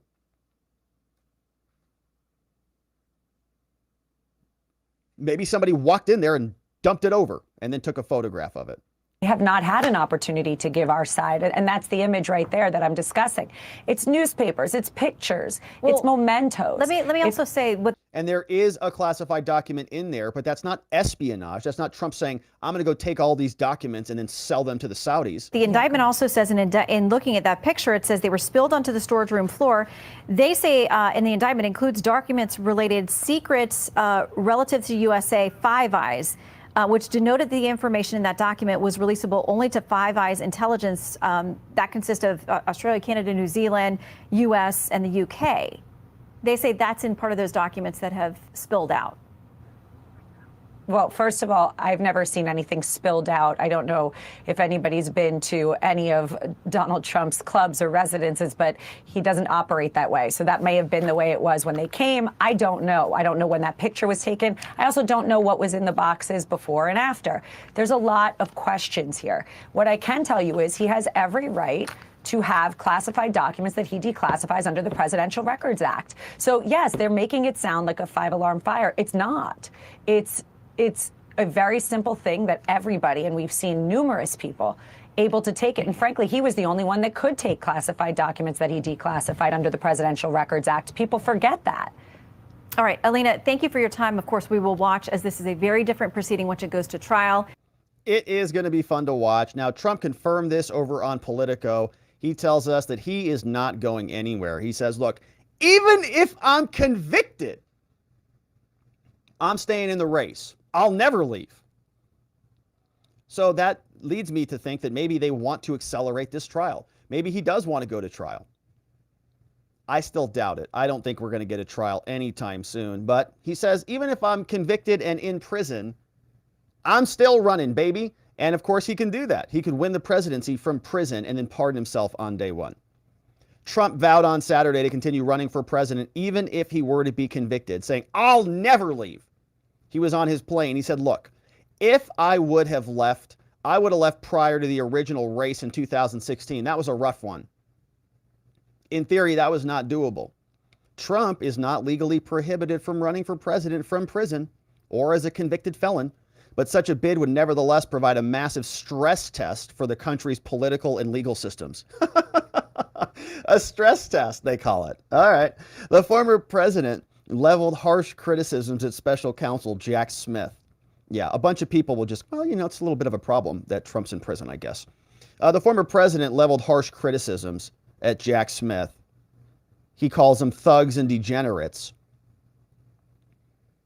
He sidestepped the possibility that he would pardon himself should he win the presidency. He says, I don't think I'll ever have to. I didn't do anything wrong. While President Trump said campaign fundraising had skyrocketed, he said, it's an unwelcome development. He says, nobody wants to be indicted. He says, I don't care that my poll numbers went up by a lot. I don't want to be indicted. I've never been indicted. I went through my whole life. Now I get indicted every 2 months. It's been political, obviously. And, I got to tell you, Trump is very, very Trump, very tough.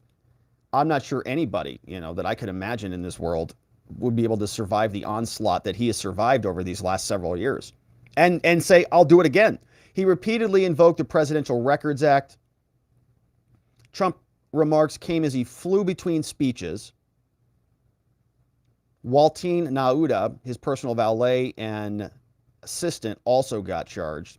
And so Trump is staying in the race, vowing to continue on. Alina's telling us no plea deal. And of course, we'll be looking forward to covering it as it unfolds. Thank you, my friends, for liking this video. And we'll look forward to seeing you on the next one. All right, but we're not done yet here. We've got 2 more segments. And we've got other clips here from Bill Barr. Former Attorney General Bill Barr hit the shows, had a lot to say about the new Trump indictment, the one taking place out of Florida, and it's capturing a lot of attention. And Bill Barr came on right after Alina Habba, which is Donald Trump's former or current lawyer on a number of different issues. But Bill Barr is next, and Bill Barr gives us a breakdown on his take. And as we've talked about with Bill Barr, remember, he used to work for Donald Trump, resigned before the end of Trump's term, has been a DOJer for a long time, and we call him here an institutionalist, somebody who will do anything to defend the institution, really against any side. I see him as more of a defender of the DOJ more than a Republican or a Democrat, somebody who wants the institution to survive against attacks from either side. And here is what he said discussing the Trump indictment. I want to bring in former Attorney General Bill Barr, who served in the Trump administration, knows the former president very well. Mr. Attorney General, welcome back to Fox News Sunday. Good to have you. What about this chief argument that comes up for the president's allies and his legal team that this should have been handled under the Presidential Records Act, not this Espionage Act charge and other federal statutes that were used here? Well, it started out under the Presidential Records Act and the archives trying to retrieve documents that Trump had no right to have. But it quickly became clear that what the government was really worried about were these classified and very sensitive documents. I was shocked by the degree of sensitivity of these documents and how many there were, frankly. Do you know what they are? Did you just read the indictment? You just read the indictment and you were able to tell exactly what they were? That's pretty amazing. Because we read the indictment, man, we couldn't see much of the details here because they really didn't tell us many details. I mean, they told us some natures of here's the list when we get down to all the counts. I mean, we read through this in good detail last week, but I mean, there's not a lot of details here. And what's also curious about what Bill Barr said is this little fact too, is that he says it started out as something that was not criminal. But see these dates here, January 20th, that's when Trump left the office. So the date of the offense started, they're saying they're relating it all the way back to the day that he left. So they're saying he committed the crimes on the day that he left, not the day that they requested the documents back, right? Now what they're going to do is they're going to say it's kind of like a grace period and they're going to relate it back to he took it, they would have not charged him. So basically, in other words, he should not have taken this at all, is what he's saying, at all. Nothing should have left the premises on since January 20th. And then when he returned some documents, that was the end of the criminality. Everything else went back August 8th. But that one went back earlier, right? Yeah, I think that's interesting too. Look at this one. This one went back earlier. These all went back a little earlier. So the criminality stopped when the documents went back. All right. So it basically was criminal from the moment that he took the documents. So the Presidential Records Act, I'm not seeing how that was. If it was criminal for day one, then the Presidential Records Act was never in consideration, right? Because the Presidential Records Act would have made it civil, is how I believe this is going to play out, but let's see. And so the government's agenda was to get those, protect those documents and get them out. And I think it was perfectly appropriate to do that. It was the right thing to do. And I think the counts under the Espionage Act that he willfully retained those documents are solid counts. Now, I do think we have to wait and see what the defense says and what proves to be true. But I do think that even half what Andy McCarthy said, which is if even half of it is true, then he's toast. I mean, it's a very detailed indictment, and it's very, very damning. And this idea of presenting Trump as a victim here, a victim of a witch hunt, is ridiculous. Yes, he's been a victim in the past. Yes, his adversaries have obsessively pursued him with phony claims. I've been when he is a victim. But this is much different. He's not a victim here. Okay. All right. So he's been a victim for the last, I don't know, 8 years, 7 years at least. But this one, though, is different, though. This one is different. You know, it's there's better people in charge. And Trump actually did a bad thing this time. So does he hear himself talk? He just told us that all of the DOJ, FBI prosecutions over the last era were problematic and he stood by his side, but not on this one. Those agencies suddenly now are not partisan anymore. Now everything is legitimate. He was totally wrong that he had the right to have those documents. Those documents are among the most sensitive secrets that the country has. They have to be in the custody of the archivist. He had no right to maintain them and retain them. And he kept them in a way at Mar-a-Lago that anyone who really cares about national security, their stomach would churn at it. So you see this as different and separate from what he would term the Russian hoax, what we saw from the Durham report. You see these as two totally separate tracks. Yes, because... Yeah, totally. The corrupt FBI and DOJ that was behind Crossfire Hurricane and the Russian collusion hoax and basically everything else is legitimate in this instance. Strange. In the Russia, there was nothing. There was no problem or issue underlying the Russiagate claim. It was an effort to knock him out with a false claim. Yeah. Here, I think the government acted responsibly. they gave him every opportunity to return those documents. They acted with restraint.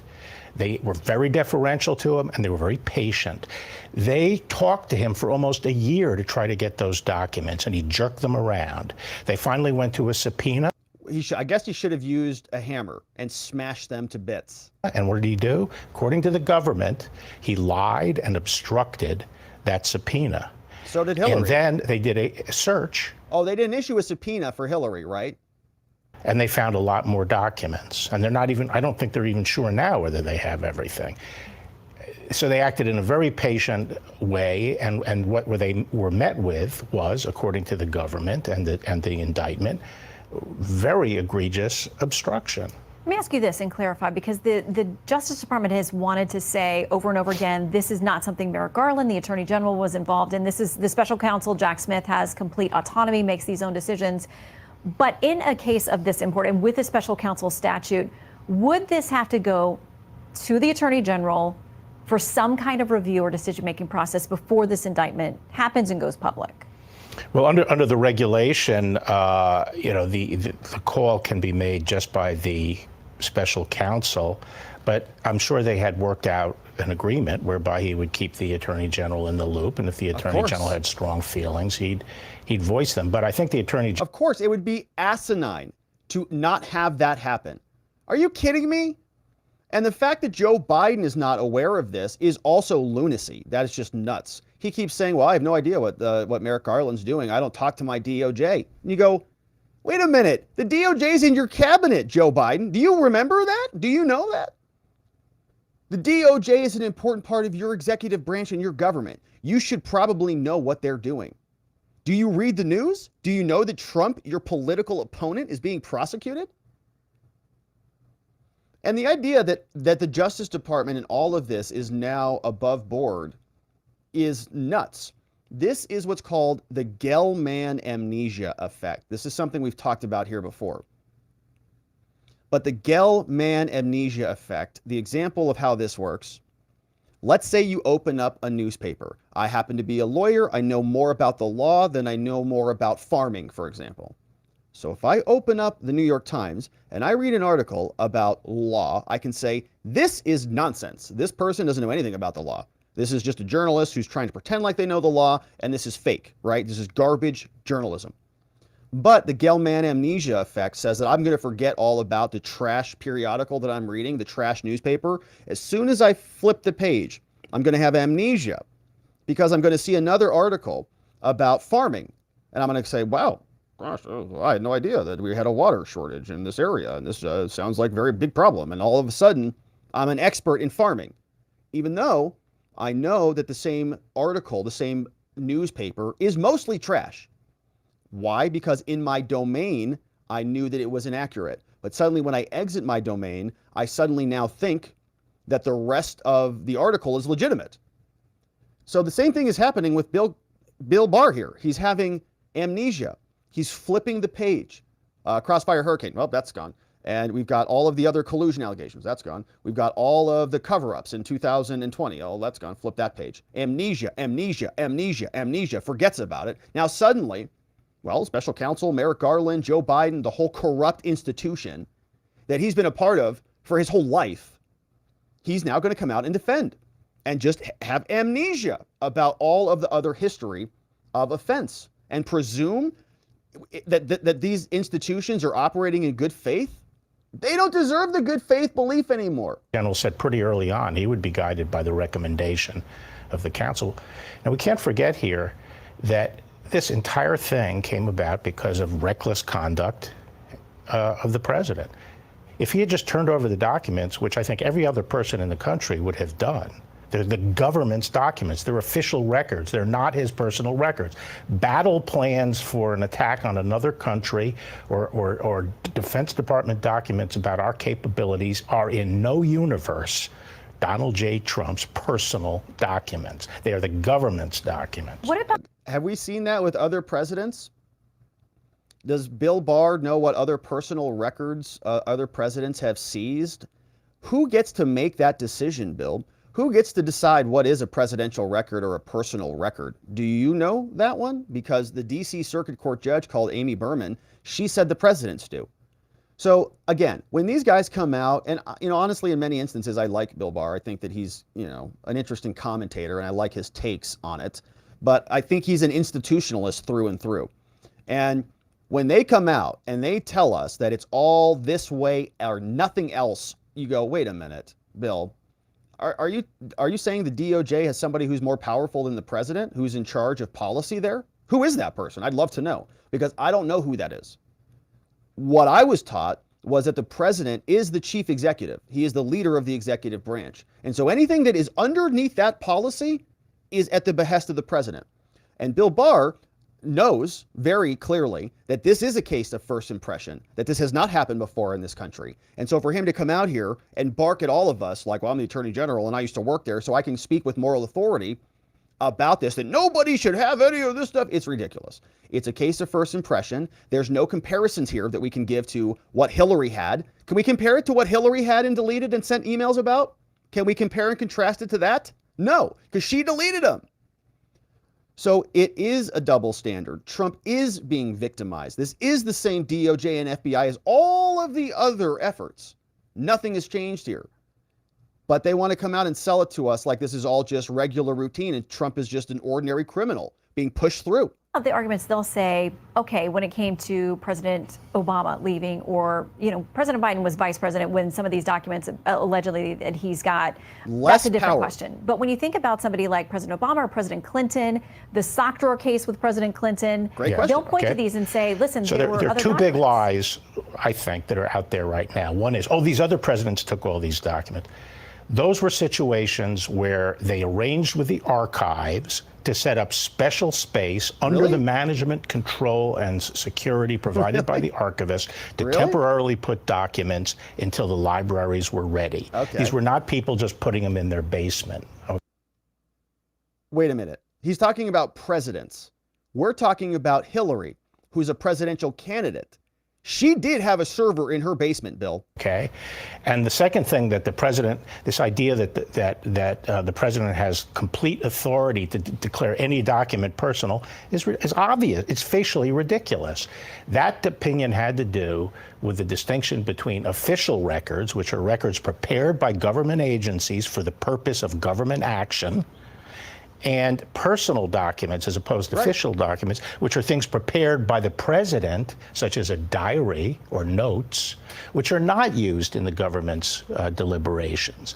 And yes, as to the second class, stuff that the president himself generates, the president has some discretion. But these are official documents. It's inarguable. The president's daily brief. I guess you can't declassify official documents, is what he's saying, which is really news to me. I didn't realize that. Provided by the intelligence community is not Donald J. Trump's personal document, period. I'm guessing that you're not going to join his legal team, as he's now putting together a new legal team. Well, do you still talk to the president? Like, how is he going to feel about your public take on this case? He's not going to. He was not happy about it. Well, he's been angry with me for a while, but I defend the president on Russiagate. I stood up and called out Alvin Bragg's politicized hit job, and I have spoken out for 30 years about the abuse of the criminal justice process to influence politics. But this is simply not true. This particular episode of— It's amazing. It's amazing, the cognitive dissonance.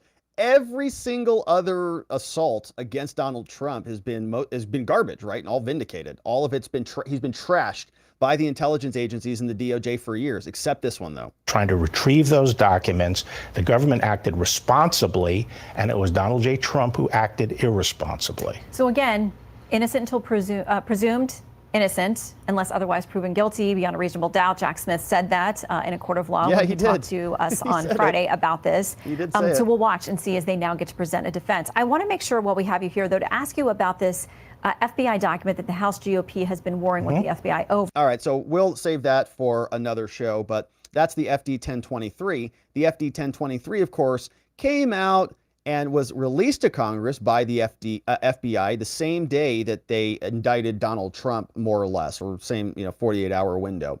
So nice little cover up there.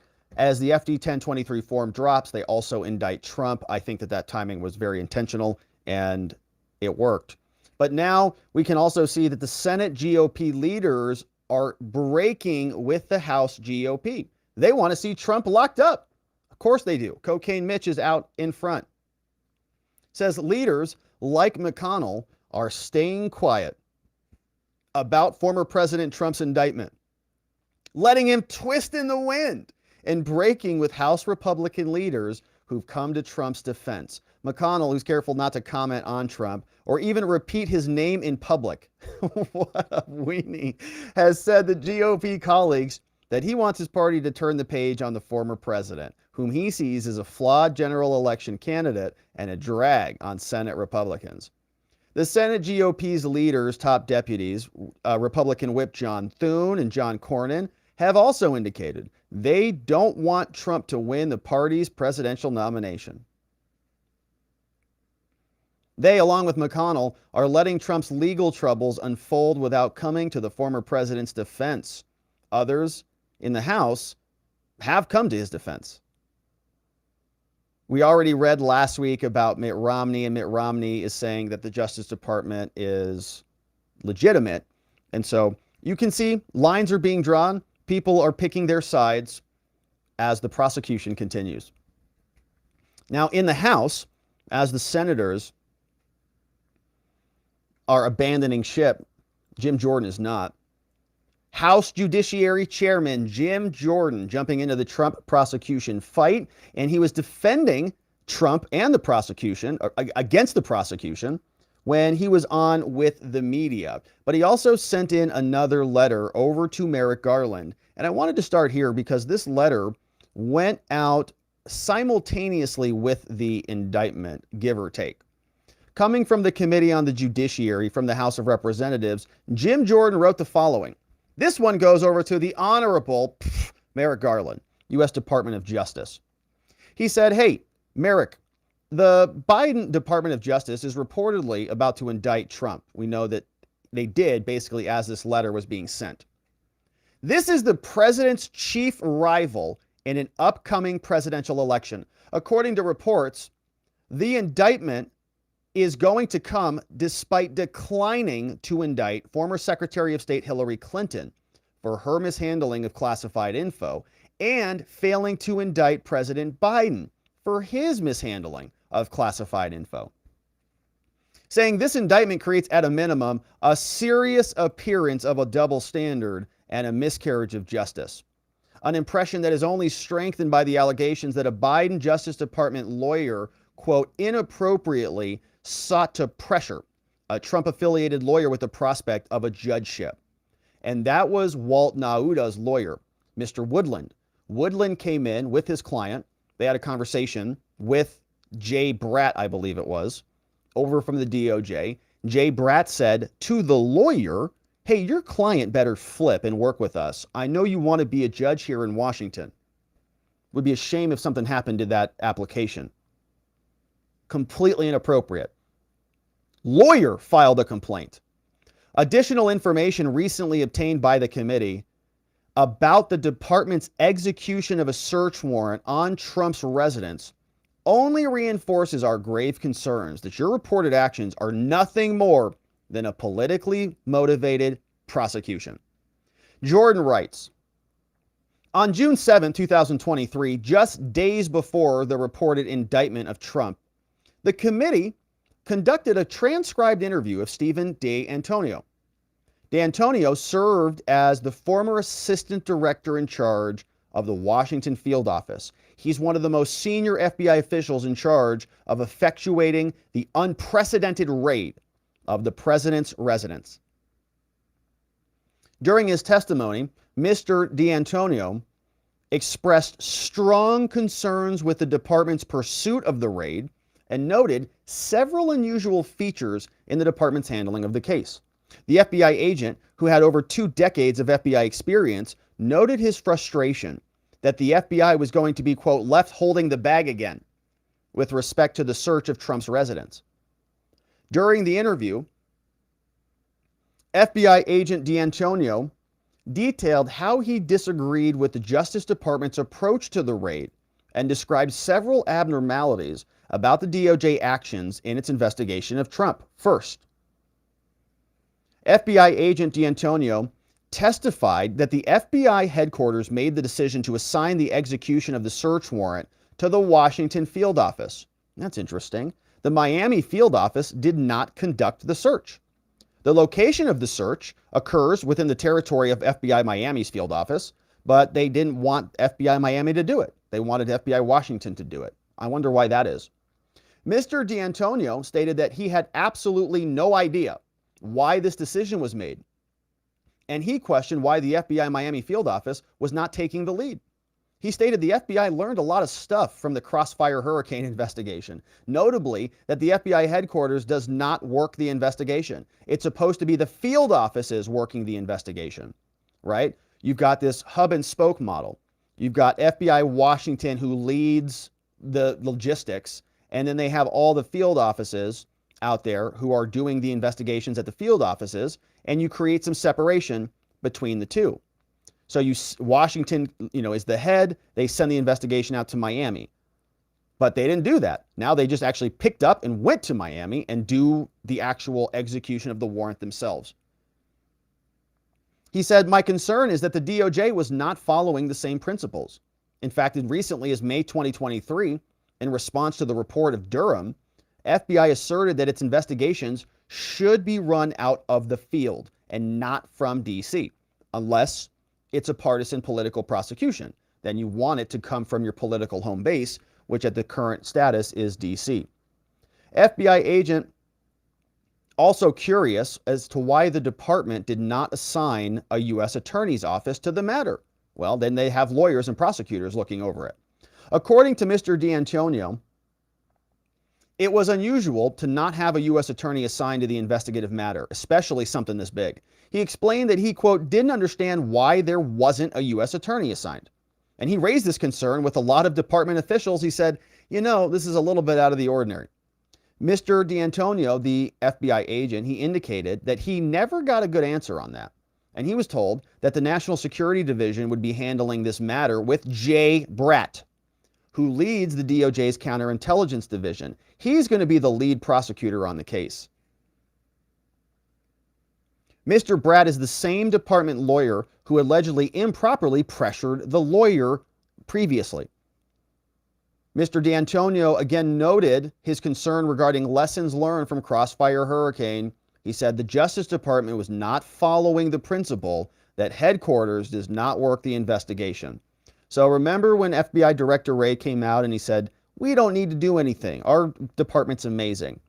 They implemented the policies, they're just not actually following them. And it's not being followed by the senior counterintelligence person called Jay Bratt. So nothing has changed. Okay, Bill Barr, somebody should send this to Bill Barr, see if he's read this one. The FBI did not first seek consent to effectuate the search, never even asked permission. Mr. D'Antonio recounted a meeting between FBI and department officials during which the department assertively pushed for the FBI to promptly execute the warrant.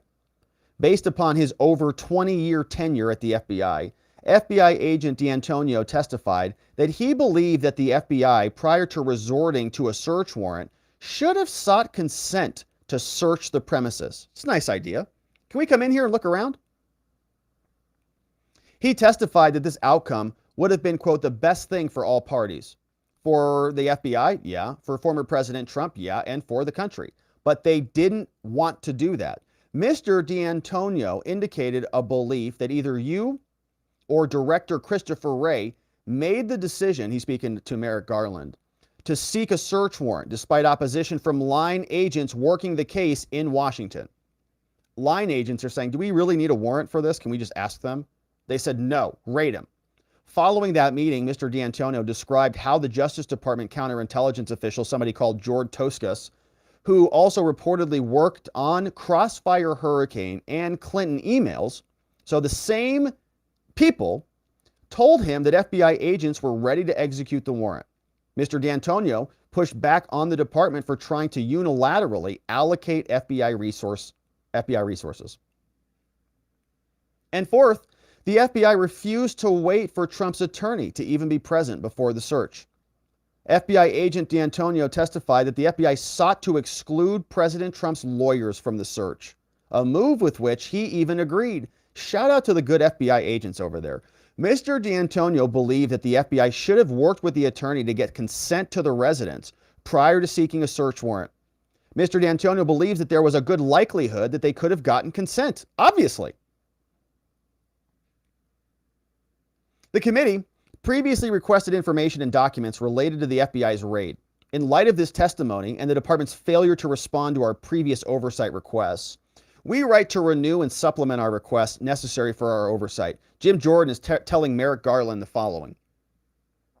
We want you to produce this document. All document and communications referring to meetings between the FBI and the DOJ related to a search warrant on Trump's residence. All documents and communications related to the execution of a search warrant brought by these people: Paul Abate, Matthew Olson, Jay Bratt, George Toscas, and Steve D'Antonio. All documents and communications between the Washington Field Office, U.S. Secret Service, and others about the search, let us know. All of this information is due back to us, Mayor, by June 16th. If you have any questions, let us know. We have the authority to investigate this pursuant to Rule 10. If you have any questions, call us. Sincerely, your friend, Jim Jordan. So Jordan is also defending this. He was out hitting the airwaves. Here's what he said when he was talking with CNN. Here with me is the chairman of the House Judiciary Committee, Jim Jordan. Thank you for joining me this morning, sir. The indictment does say, thank you. The indictment does say, as I mentioned, the documents included U.S. defense, nuclear capabilities, potential U.S. vulnerabilities to a military attack. They were kept in unsecure areas like a bathroom, a ballroom, a bedroom.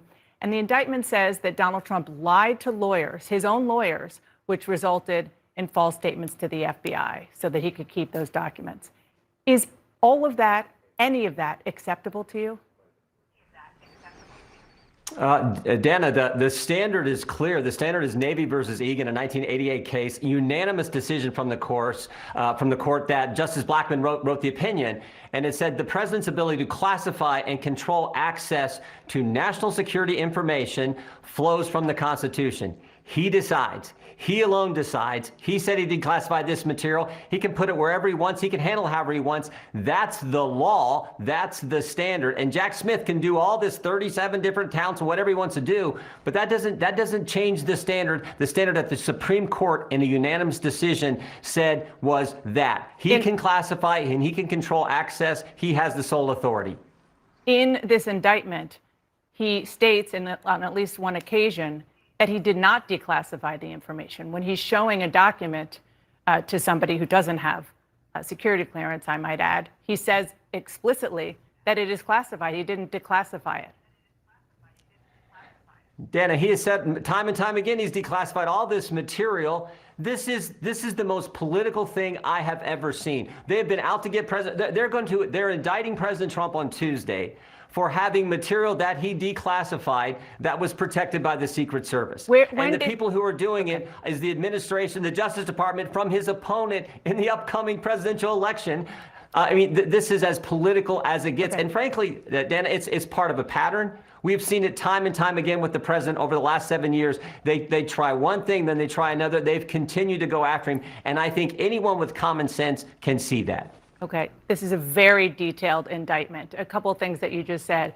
Number one, the Secret Service, they are charged with protecting the president. They didn't even know, according to the indictment, that those documents were there. So that wasn't their job. Number two, do you have evidence that the president, when he was president, now former president, actually declassified these documents before he took them? I go on the president's word, and he said he did, and the Supreme Court said that's what counts. So we can have all the things Jack Smith wants to say, but everyone sees this for the political operation it is. The standard is the standard. I didn't set the standard. The Constitution and the Supreme Court did, and they did it in a unanimous fashion, and it was opinion written by Justice Blackmun. So that's the standard. That's the fact. Jack Smith can write whatever he wants, but this is so political. In 2016, I mean, every election we've now seen this. Dana. 2016, it was a dossier that they used. They knew it was false. They used it to go get a warrant to spy on his campaign. 2018, it was the Mueller investigation. Okay. 2020, let me just Biden stop you. laptop story with the 51 former They don't intel want to officials. talk about that. Let me stop you right there, sir. First of all, I want to go back to just one of the things that you Now said. they're indicting him before the 2024 presidential race. July 21st, Every single election, they've done something. On July 21st, a recording of a conversation that he had said, quote, as president, I could have declassified it, talking about a document he was holding. Now I can't. That means it wasn't declassified. But I think that my explanation on this is still valid. It's that he didn't go through the formal declassification process whereby it is now available for public consumption, right? Where you go through and you say, you know, it's, in other words, it's the status of the document is still declassified. But he didn't go through the big process whereby it is now available for all of us to see, like other things that have been declassified, right? Doesn't mean that the status of that document is still classified. You can refer to the same thing by the same words, but the words have different meanings. move on to what's in this indictment. I'm sure you've seen the photos from the indictment. I'm sure you've seen the photos from the indictment. The same as saying he there are didn't. classified documents in the bathroom, in a ballroom stage, and classified information that we're talking about, information that the United States shares with its allies, critical information, strewn on the floor. Does that look secure to you?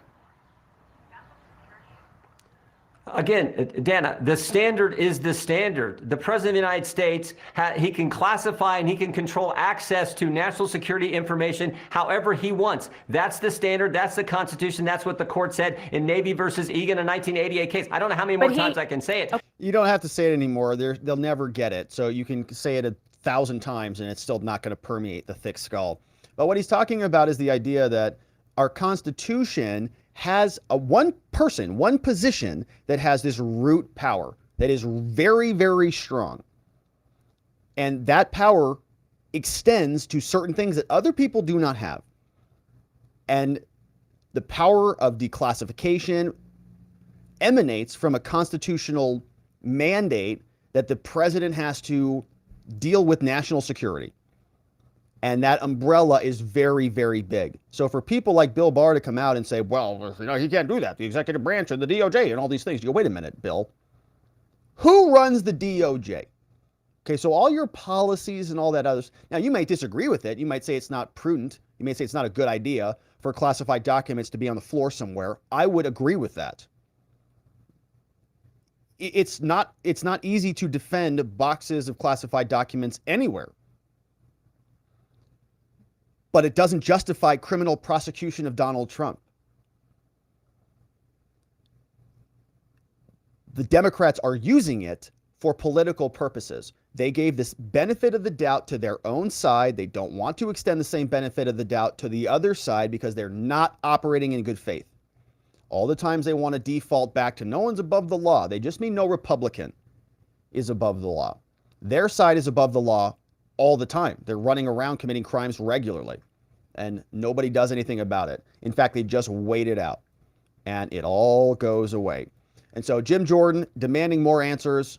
So are we, and we're going to continue to cover this, my friends. Thank you for liking this video and joining us. Thank you for sharing what we do here with a friend, inviting them to come and join us on our daily lives. We'd very much appreciate that, and we look forward to seeing you on the next one. All right, my friends, that is it for us on the day. We covered some good ground. We got Jim Jordan on it, the Trump investigation. Bill Barr's coming out, very, defensive of the DOJ. Alina Habba was out talking about not taking a plea deal. We covered the Clinton double standard in depth and all the James Comey clips and Trey Gowdy clips. And we had the update on Jack Smith. Tomorrow, Trump will be there. He'll go through his arraignment. We're going to do the show at the normal time. Trump is going to be speaking after the fact. And so we will do a recap tomorrow in depth. I hope you join us. Now it's time to hear from you, see what you have to say. Thanks to our friends over on YouTube, on Locals, on Rumble, all across the Fruited Plain. We have our after party over at watchingthewatchers.locals.com, which is where we'll be going here in just a few minutes. But let's say welcome to our new members. Big shout outs. Thank you, Patrick Parker, is inviting, look at these 10 new people coming in, courtesy of Patrick Parker in the house. W. Daisy Girl, we got Spencer King, Garrett Pace, Tyler G, James B's in the house, Jeff L, Just My Opinions in the house, Harley Girl, along with Unsound Engineer, and this one looks like it came in from Mama Rocks, all courtesy of Patrick Parker. Thank you very much, Patrick, for inviting 10 new members. And Voice of the People's doing 5 new members coming in. Thank you, Voice. Marlene Stewart's here. Mikey's here. Magoose. Mads is here. We got Magic Stick Seeker all coming in courtesy of our friend Voice of the People. Thank you very much, Voice. And Mandrake became a supporter. And Mandrake gifted 5 other new members. So look at this. Mandrake becomes a supporter and then brings 5 other people with him.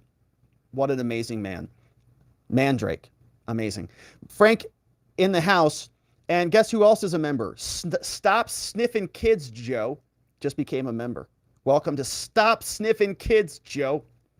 Bobby's here. Thupperman and Trevor L is in the house. Thank you, Mandrake. We got some serious new members tomorrow.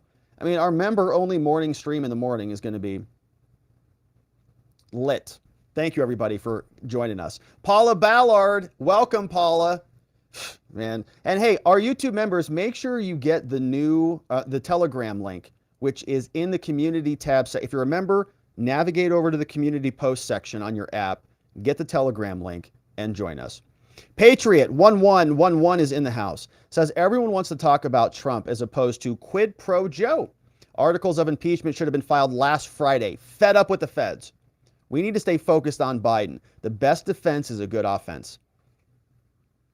Yeah, we'll get to that, no doubt about it. I mean, there's, you know, the Marco Polo people are doing a great job on that right now. Garrett Ziegler. But you're right.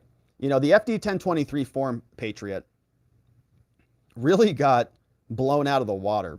And we talked about this morning on, you remember, Patriot. So we talked about it this morning, but I think that the FBI timed this with the FD 1023. The FBI timed the delivery of the FD 1023 with the announcement of the Trump indictment. They went out on basically the same day. I think that was by design. Thank you, Patriot. Linda's here. Says Jack has filed a motion to recuse herself. Did you get my info on your DM? Probably not, Linda. Probably not, no. I don't know where you sent the DM to, but I'm very bad about DMs in general. And communication in general, you know, it's kind of a difficult thing for me.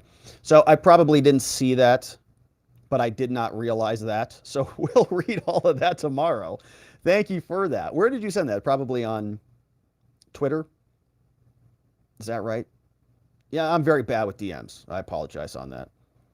But I'm much better, you're a member, Linda. I'm much better conversating during our member-only streams. Much better about that.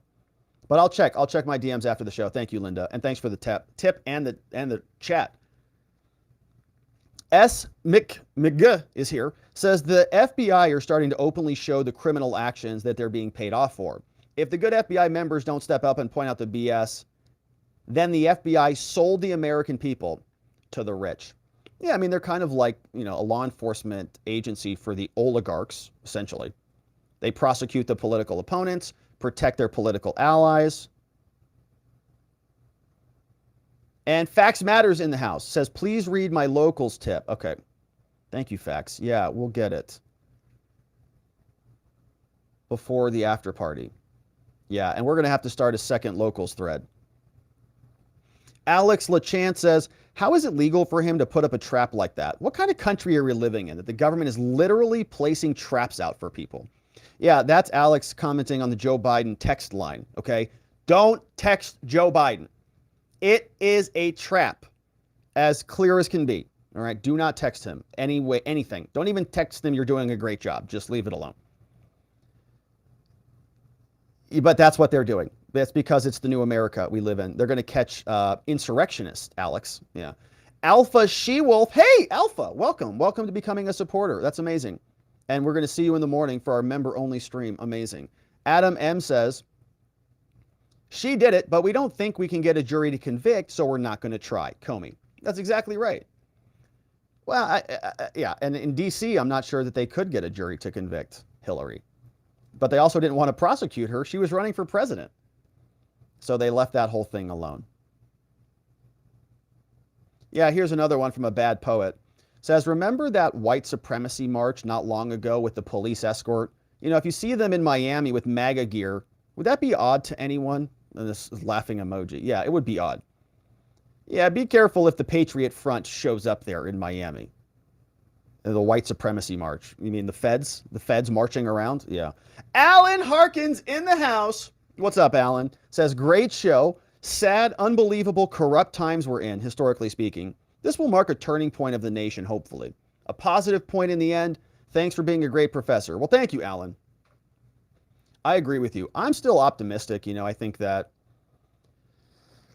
you know, as America changes, we're going to become more free. I think that the federal government is really, you know, as Reagan said, really the biggest problem in our lives, really, truthfully. And this is going to cause more people to wake up, no doubt about it. And I'm hopeful that there is a resurgence of accountability in this country, that we have equal standards of justice, because this is not it. So what would correct this would be a massive, resounding Trump victory. Massive, right? You know, massive victory, and he just cleans house. I think that would be a great, great victory. And Alan, man, thank you for being here. Thank you for the generous dono. I hope you're having a beautiful day. I saw in the chat you had to go pick up, I think, your dog from the groomer. And so hopefully he's looking fabulous and fresh back in the household. I appreciate it. Alan Harkin, we also had this one from Tony Hay Munkets. Says, okay, I will take the overdraft. If a president takes classified information out of the White House, I was told that's automatically declassified. I think you even said that there should be no charges. I will take the overdraft. If a president takes classified information out of the White House, I was told it's automatically declassified. I think you even said that there should be no charges. Well, I mean, I think, look, like I'm for equal charges. So if Hillary and Joe and Pence are not being charged, then I don't think Trump should be charged. If Trump is going to be charged, Hillary should be charged, or she should have been charged. And so if you're going to give one side the benefit of the doubt and, you know, an excuse, essentially, a justification for not bringing charges, you should give the same benefit to the other side. I mean, it's like my mom, right? She raised 3 boys. Like, we all got even stuff, right? If one boy got privileges to ride that go-kart, but the other boy didn't, that's a big problem for us. We had to rectify that. So maybe it's just, you know, something we grew up with. But that's my opinion. It should be equal standards, even standards. And my argument about the declassification was that Trump doesn't necessarily, you know, my thought on this is Trump doesn't have to go through formal declassification processes. He's the president. If Trump has to fill a form out to declassify something, then what that means is the form can be rejected by whoever is actually in charge, right? They can, well, no, I don't think this is a good reason for you to get this document. Sorry. And you say, wait, what? I'm the president, though. You work for the National Archives. You're just Deborah Stidel Wall. So what are you doing here? Well, I'm sorry. I'm the most powerful person here. You can't have that. This is mine. So I don't remember in the Constitution where it talked about all of that other crap that Bill Barr relies on. The Constitution is not that complicated. I know the bureaucrats want to make it complicated, and everybody else is responsible, and Trump can't do any of these things, right? He's the president. Now, it sucks, right? Because Joe Biden has those same powers, and he's, you know, also can do certain things, and we're dealing with the consequences of that. But you don't get to change the rules after the game. So that's my take on that, Tony. Hey, hopefully that answers the question. SD, you said actually it doesn't answer the question. That ain't what I meant, you said. Trump can take whatever he wants, and it's declassified, according to Bill Clinton. I have no money in the bank, so I will be getting an overdraft. Oh, gosh. I see what you're saying. Tony. Tony, you don't have to do that. So Tony Hay is going into like serious debt with his super chats here today. Okay, because like overdraft fees, aren't there fees for that? He says, okay, I'm going to take the overdraft hit. And then to be clear, Tony just sent another one, right? He just sent in another one. So I thought, like, don't you get like overdraft fees that are like, you know, $35 every time you overdraft? So this super chat is really like a $45 super chat. So, I mean, we really appreciate it, Tony Hay. I'm hoping you're joking, but, you know, but you never know. All right, so he sent another one in. He says, that ain't what I meant. Trump can take whatever he wants, and it's declassified, according to Bill Clinton. Yeah, so there's tons of layers here, Tony. So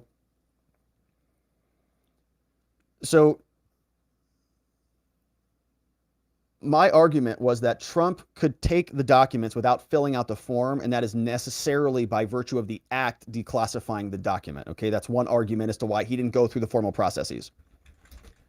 The other issue is about the difference between personal records and presidential records. There was a DC Circuit case called the Clinton sock drawer case, which is specifically what Justice Watch filed a lawsuit over involving Bill Clinton. And if you read that decision, as we have done here, the judge says, I can't interfere with the executive branch and the determination within the executive branch about how documents are classified. She says, I'm in a separate branch of government. I can't do that.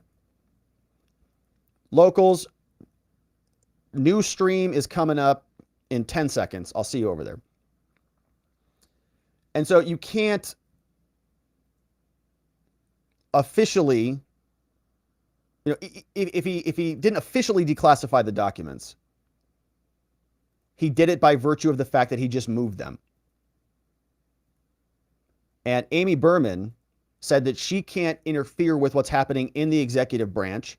And even if she did, telling somebody else that they got to make the decision instead of the president makes that person more powerful than the president. And so thank you to Tony Haymuckets. Please don't send any more super chats in and overdraft your account anymore. I appreciate the tips, but we need you to be financially well as well. All right, first one's in the house. Another one's in the house from SD 1985. Says, with politics, image supersedes facts. Right, that's why they keep spreading those images all over the place. So you can just see picture after picture after picture. A boy misunderstood. Welcome to our supporter community. Amazing. A boy misunderstood. We have Ray K, has been a member for 16 months. Man, that's pretty serious. I think we know each other pretty well now, Ray K. Says they were leftover boxes from the garage sale. Yeah. Hunter already sold the documents to Ukraine, so the boxes were just left over.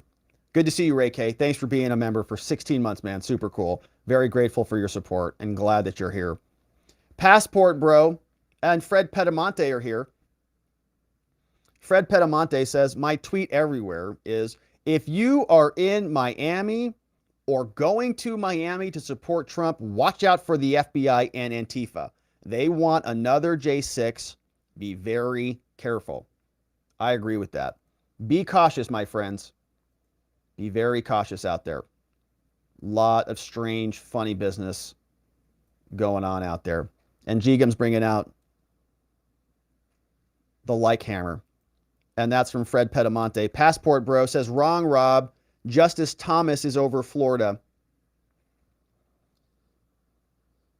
Yeah, Justice Thomas is over Florida over circuits, right? He's over the circuit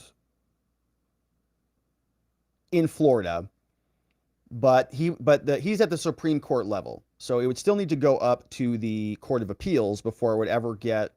So like when stuff gets filed in the emergency docket at the Supreme Court list, that's where Thomas would come into play. But for a regular thing that just works its way up through the Court of Appeals, it would hit the Court of Appeals first before it got to Thomas. So like, you know, when we hear, like when, I think there was, like back during the 2020 election, there was some litigation that was filed emergency status right at the Supreme Court. I think Ted Cruz was involved in that. And then whatever circuit that's filed for, the judge in the Supreme Court can dictate what to do with that for like a preliminary injunction, and then it goes from there. But Trump would still have another step until he got there. Ray K says, need the hashtag Barnes for Trump to go viral. Robert Barnes for Trump? Man, Barnes is a smart dude. Be a good decision. Get him on the team, baby. I support that. Man, Trump needs some good help. He's going to need a lot of it. G.R. Gracie is here. Says, hey, Eddie Munster, all growed up. Are you talking about me? Is that me? Do I look like Eddie Munster? Me? Or somebody else? Could Nixon have pardoned himself? Yeah, he could have. I think so. Yeah, I mean, so I think a presidential pardon is also going to be a matter of first impression, but I don't think there's anything in the Constitution that says he can't. Also, what is the legal threshold for them to reach in order to remove Trump from being able to run again? Love your show. Thank you very much, G.R. Gracie. So it's a great question. It's a really good, I don't know that there is a threshold. So some people were thinking that maybe if he's convicted as a felon, that he couldn't run again. That answer is no. There's one thought that under the 14th Amendment, you could charge somebody, or if you get them charged with espionage or sedition. In fact, let's look that up while we're here. The 14th Amendment has the insurrection clause. And so we've talked about this, and I don't know exactly how they would try to squeeze this in, but I do think that they will try to do this at some point, is take Trump's espionage charge or his insurrection charge out of January 6th. This is the 14th Amendment. Section 3 says, no person shall be president who, having previously taken an oath as an officer, shall have engaged in insurrection or rebellion, right, against the same, or given aid or comfort to the enemies thereof, right? So I think what they're going to try to do is convict him of espionage in this Florida case, and then also convict him of, seditious conspiracy in the DC case. If they charge him with that, it's going to be amazing. But they might. And they might say that under the provision of the 14th Amendment, that he is no longer allowed to run for office. Now, again, or he cannot be elected, right? He's not entitled to hold office. Shall have engaged. Congress may, by a vote of 2/3, remove the disability. So if 2/3 of both houses, the Senate and the House of Representatives, if they vote to override that, they can. But I think basically what would happen would be Trump would either have to take a plea deal, and they would work this into the plea deal. Okay, he'd plead guilty to something, and then he would be prohibited from running again, and then the courts would honor that agreement if he took a plea deal. Or if he got convicted and sentenced, like if the court found as a matter of record that he was engaged in insurrection or something, or convicted of espionage or seditious conspiracy, then I think the way mechanically it would have to work is that Congress would have to pass a resolution to preclude him from running again. Or if Trump, I guess somebody could just file a claim against him. Yeah, so I don't know how the mechanics of this would work, to be perfectly honest with you. But I think that's the threshold. They want to convict him of something and then invoke this. But they don't have Congress right now. They don't have the House of Representatives. So then somebody else would have to bring a private cause of action against Trump to disqualify him from running. But I think that lawsuit wouldn't have standing. I think that they would just say, well, just go vote for him or vote against him. So I don't really know what the threshold is. I think this is a matter of first impression, which is why it's so complicated. But it's a great question. And thank you for sending that one in. G.R. Gracie in the house. This one came in from Tara Rayner, says they were his documents. He was the recipient. And he was the president when he moved them, right? Or when he was exiting the White House there. G.R. Gracie says Kash Patel went on the mainstream media and said he would go to the National Archives and release proof about Russiagate, Biden, etc., including called the National Archives to see what they had. They said those docs are missing, Mar-a-Lago rated. Kash Patel's a sharp dude. I think he's a former prosecutor as well, national security prosecutor. Saying that if he gets back in there, they're going to release a bunch of stuff. Biden called the National Archives. Yeah, the whole thing was instigated by Biden. There's no doubt about that. We talked about this on the show. There was definitely conversation between the two branches. I mean, the National Archives communicated, obviously, with the DOJ. We know Merrick Garland was involved in that. So for Joe Biden to say that he's not involved in any of this is just nonsense. I mean, that is a dereliction of duty. How can you just forget about the DOJ prosecuting your number one opponent in America and act like you're just aloof, governing elsewhere, focused on other things? It's the biggest story in the country, maybe the world. G.R. Gracie, good to see you. Salty Sarge is here, says the transcript is out. Trump said to the reporter, it's likely classified. It's a secret. Not that it was a secret. The indictment has been altered. More lies. Okay, so the transcript has come out. That's a great tip, Salty. Thank you for sending me that. I'm going to try to look that up and see if there are opposite interpretations of that. But it wouldn't surprise me if they selectively edited the transcript in their indictment. Remember, they did this with the telegrams in the Proud Boys trials as well. Salty Sarge in the house. Linda Ramey says, sorry, I now can't find the motion for the judge to recuse. Oh, all right. Well, thanks for the tip, Linda. We'll take a look at it. I mean, tomorrow we should have the full docket. You know, everything should be unsealed tomorrow. So I'll have a lot more. I'll actually hopefully have the court docket up and we'll see exactly what's going on tomorrow after the arraignment. They'll unseal a bunch of stuff after the arraignment. So we'll get much better eyes on this case tomorrow, which will be fun. Woods Precision Arms in the house says judge got extremely lucky getting the same judge who was upset about the raid, or Trump got lucky. Yeah. I'm sure she will throw this out day one, because how can you have a trial where the jury can't see the evidence? The jury doesn't even have clearance. Yeah, we've talked about that too. And I think that the standard is in these trials is the jurors get clearance to actually see the things, or some limited clearance in these national security cases. But it's a giant deal. This is why these cases are not brought regularly. And especially with the former president. I mean, I think this case is going to go to trial unless Trump wins and just pardons himself. I mean, it's a do or die situation, essentially. But what's also interesting about this is we don't get to see the evidence. We have to go vote. And they keep telling us this is nuclear secrets and all the stuff about Iran. But can we see it? Can we judge for ourselves? No, it's top secret. Can we see the documents that are being filed? No, I'm sure it's all going to be sealed. Can we see the trial? No, it's federal court. Sorry. Can we get a call-in line? No, sorry about that. So you're telling me that Trump did something very bad that we can't see anything about. We can't know anything about it. We can't be involved in the prosecution. You're going to do this all under the dark of night in a corrupt agency called the FBI and DOJ, brought by political partisan hacks in order to take out your political opponent. And we don't get to be involved in any of that. We just have to take your word for it. Sorry. Thank you, Woods. Cat, we all just get along. Cat, we all. Politically divided now, right as before the Civil War. Yeah, and I think that's a good point. Ray Dalio, 6 stages in the cycle of an empire. Empires end at stage 6. We, according to his book, we're at 5 of 6.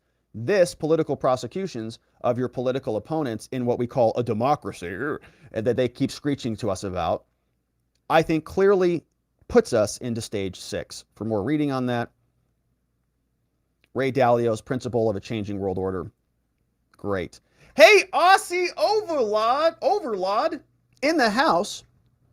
Aussie Overlord in the house. Shout out to Aussie Overlord and their amazing viewers. Incredible people. All joining us. Welcome them with open arms. We welcome you to our channel. to our chat. Welcome. Aussie Overlord in the house and getting shout outs in the chat. Viva MAGA. Says Aussie. Good to see you. Glad you guys joined us. Hopefully you enjoyed some of the show. And hey, by the way, have you checked out Aussie Overlord's channel? I mean, this is another YouTube channel, clearly. Great channel, obviously. Amazing audience. And so make sure, my friends, that you're subscribed over there to Aussie Overlord and their channel as well. Sounds like they do some pretty awesome law stuff.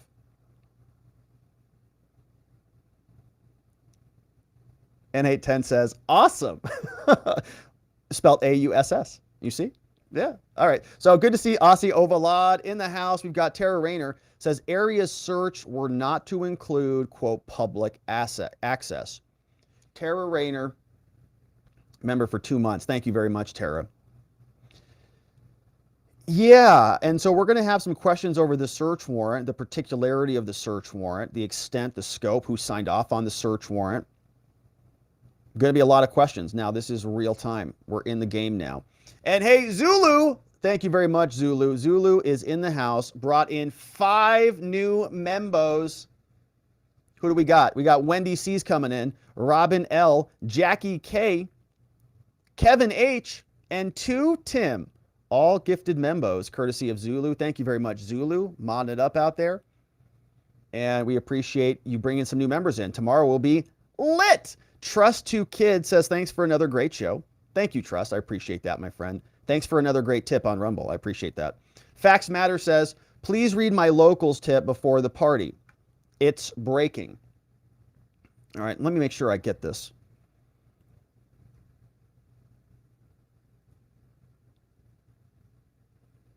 Where did that go?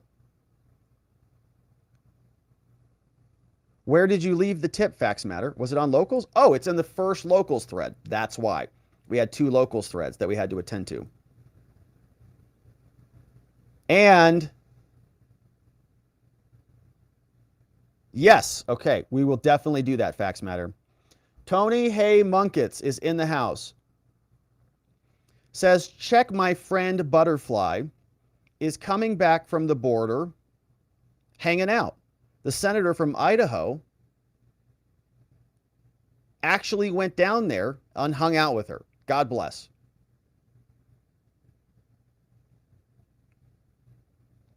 That's amazing, Tony Hay. So I think you're saying that a check is coming your way, and the senator from Idaho actually went down there and hung out with her. God bless. Well, God bless you, Tony Hay.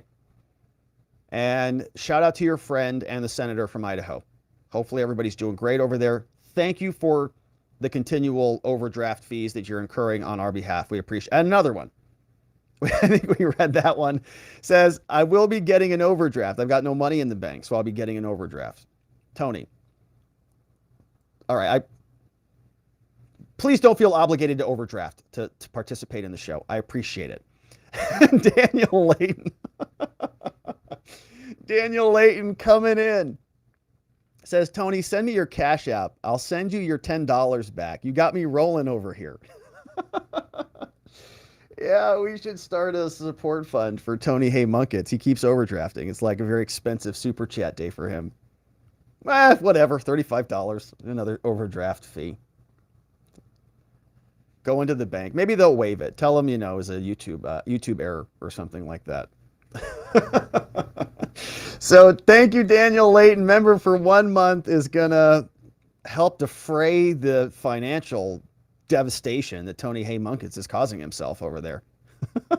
We have a bad poet says, now we know why Biden laughed at the press conference when they asked him about Trump. Yeah, do you remember that press conference when Joe Biden came out and he said, well, we're going to stop Trump no matter what we need to do, whatever constitutional power and all the things. You know, we're going to stop him. And we're going to stop him and we're going to make sure that all the legitimate means to prevent him from seizing power, we're going to do. Well, they're doing it. They got the whole DOJ prosecuting him. And so those, my friends, came in from a bad poet. And thank you, Donut Mind Me, for modding down the fort and bringing all those in for us. Clipping away. We appreciate that. Now, we have our friends on locals. And shout out to our locals friends. Here's what we got over here. Rocky Water says, another great show, Rob. Appreciate as always. Here's my comment. Most important part of the Hillary classified doc comparison to Trump is the fact that she was never president. She was not in an elected position, and her conduct was illegal by definition. I totally agree with that, right? I think she had actually less power than Trump did. Trump has way more justification for these documents than anyone else did, ever. But she was not prosecuted. So she was actually more of a criminal because she had less protection. Trump had root access, baby. He was number 1. Hillary was like number 4. So what she did was also obstruction. She also destroyed, or Trump didn't even destroy anything. She destroyed a bunch of stuff and tried to cover it up. And thank you, Rocky Water, for always being here and for the lovely tips. Geegum, our meme smith extraordinaire, sharing the watching the watchers like button GIF. And we appreciate Geegum for meme smithing this place up. We need it. And thank you, my friends, for liking this video. NY says, Rob, I feel the same way. I'm not happy that Trump is on tape saying that. Right. However, isn't he free to ask his lawyer those questions? Yeah, I would think so. Is this North Korea? Maybe. Do we basically information dump the lawyers of someone accused of a crime? That's what they did with Trump. Could you imagine? It's like the same question all the time. Well, what if I just say the drugs weren't mine? What if I just said that they weren't mine? You know how many times that's come up in a law office in America? Well, what if I say I didn't do it? What if I say it was that guy? What would happen? What would I say if I wasn't the driver? Maybe what would happen? Well, they have body camera, so they would review it and they would see that you switch seats and they would be mad about that. And so, whatever. You explain it. Happens all the time. What doesn't happen is them breaching attorney-client privilege like it means nothing, making up justification saying that Trump and his lawyers were engaged in conversations about committing other crimes, which they weren't. It was just regular questions. But they breached it. They get access to all of that now. I would argue the DOJ functionally denied him the right to counsel. It's a disgrace. You're absolutely right about that. The good doctor, N.Y. Renal in the house. Says Bill Barr sat on the FBI's informants' documents that Biden was taking millions of dollars in bribes. He did nothing. We should judge him by his performance, and he seemingly was complicit. How does he know Trump was wrong? He doesn't. How does he know he was given every opportunity? He doesn't. Seems like Barr is just taking the DOJ's side. Exactly right. He always is. He's an institutionalist, and so that's just what he does. Facts Matter says, woo, with a nice tip. Thank you, Facts. Says, this is breaking. Great show as always. Curious timing that this is coming out. Yes. So Donald Trump retweeted this. And I saw the headlines on this from Chuck Grassley. Apparently, they've got a bunch of recordings from the business owner who bribed the Bidens. Grassley, Burisma executive who allegedly paid Biden his audio recordings of conversations with Joe and Hunty. 17 recordings? Woo! As an insurance policy. That came over from Jack Posovic. Courtesy of our friend Facts Matter, breaking the news. 17 recordings as an insurance policy. And I think this came out during the Senate today. All right, so we'll probably get into some well, I don't know. Tomorrow's going to be all Trump stuff. But we'll get into some Hunter stuff later on this week, no doubt. NY says, why didn't Bill Barr call Trump and get involved and help negotiate the return of the records? Everyone suspects the DOJ wants records that show proof the Bidens, Clintons, and Obama are in collusion in crimes. Yeah, I've been seeing that the FBI raided to get evidence that covers up their own criminality, right? And I don't know if that's true or not, but certainly it's an interesting theory. Hey, we got some other tips on locals, and thank you everybody on locals. Man, what a nice day today. What a beautiful Monday. This one came in from Rocky. Says, Rob, another great show. Thanks. Comment. Section 6 is the who reason for the J6 trials. It's the only way to keep him off the ballot. Yeah, so you could say that January 6th was the act. They're going to charge him with a crime for that act and then use that prosecution to keep him off of the electoral field. It's the only way to keep him off the ballot, right? J6 gave them leverage to prevent him from doing anything on the exit of the presidency. They set that trap. They sprung it. Now they'll prosecute him, and they'll use that, they'll parlay that into keeping him off the next ballot or the next election. Rocky Water says, how can you not know your DOJ is indicting your political opponent? Exactly, right, exactly. How do you not know that? The unelected DOJ is above the elected president. It's disgusting. It's a total dereliction of duty. That would be like your CFO, if you're the CEO, you know, selling the company, and you're like, oh, I don't know what's going on over there. Selling the company or you know, doing something very bad and you're not aware. It's total incompetence. Words Mean Things says, hey, Rob, thanks for your warnings about responding to the Biden text requests. I feel the same way about YouTube polls if I don't know who posted them. What do you think? That's an interesting question. Yeah, I don't typically answer polls that would invoke any criminality or anything like that. You know, I don't respond to those polls. But so I guess I'm asking what polls, I guess it depends what polls you're asking about. So YouTube will do these survey polls. After you watch a video, they'll survey, do you like this video? Do you like this video? What did you think of this video? Those are just feedback forms, honestly. They want to gauge, and I've done a lot of research on this, but YouTube wants to measure your satisfaction score, essentially.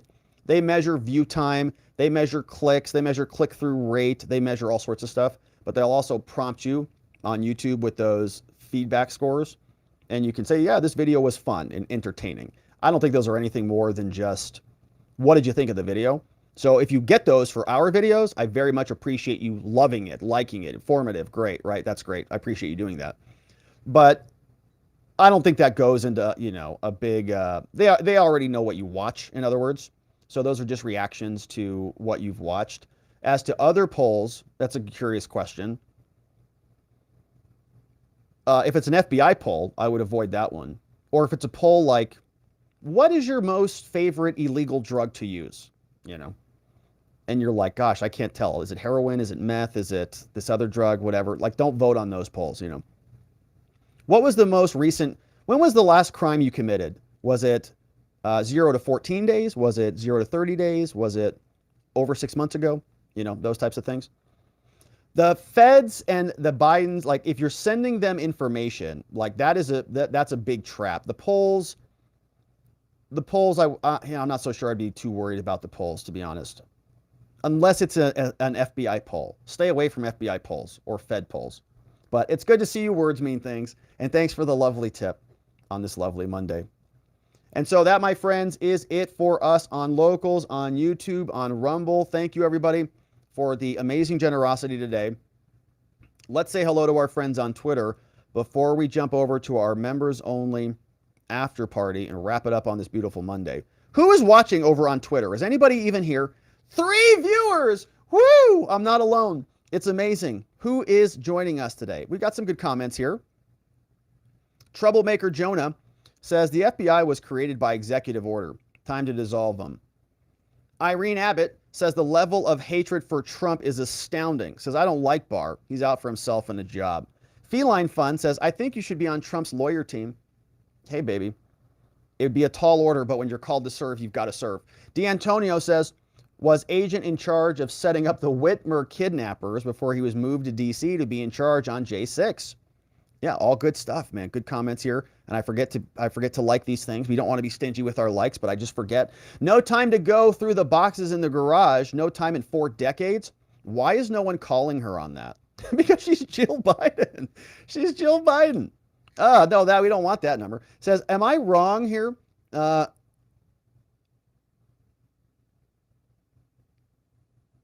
Oh, it's a gun grab phone number. Yeah, so the Biden phone number is a gun grab phone number. They just repurposed a gun grab phone number. It was previously used to talk about the number was shared, which I don't want I don't want anybody text. It's not a bad, the number's on his Twitter account, but I just don't want you to text it. So just be careful about it. Apparently it was previously used for another effort. So thank you, Brenda, for sharing that one. Danny McWilliams is in the house.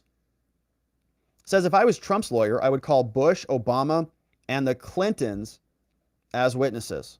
They have documents too. Danny says, am I wrong? Are they targeting Trump as he's running? Isn't that tampering with an election? Yeah, that's my argument. Deplorable Fred says, Justice Watch, Judicial Watch. Johnny says, with all we know about how they win elections, they can't win 2024. Too many eyes on it. And so we had some good comments over there from our friends on Twitter. If you're not following us on Twitter, please do. Rob Govea, ESQ, is the account to follow. And we're live there every day. Elon's working on some new video features. He said so. So we're waiting for those. But that, my friends, is it for us on the day. We are going over to watchingthewatchers.locals.com for our member-only after party. If you're a YouTube member, don't forget to grab the Telegram link, which is in the community tab section on YouTube. So come and join us over there.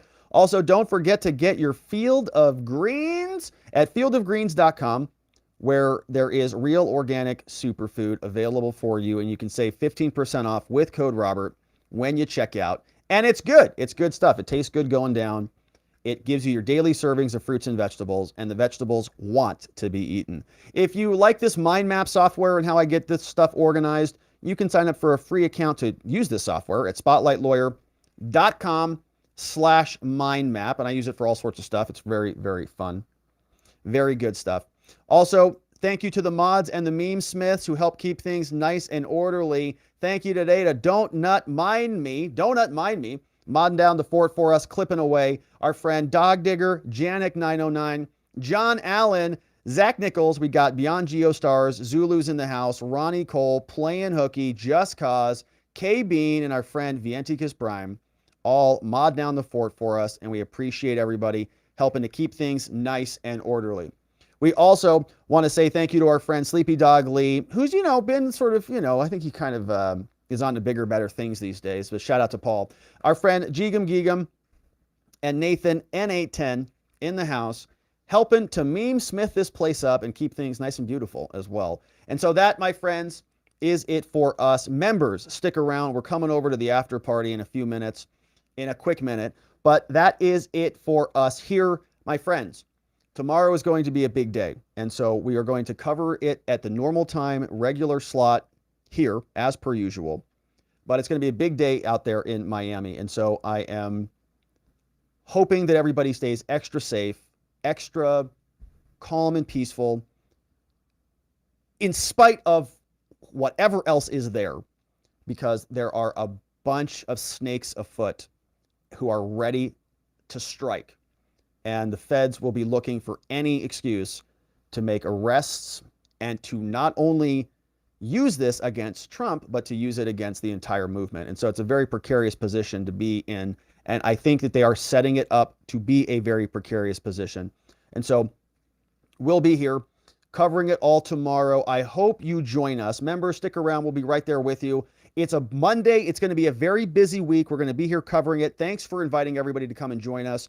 As we do, as I see you right back here tomorrow, so that together with your help, we can shine that big, beautiful spotlight of accountability and transparency down upon our system with the hope of finding justice.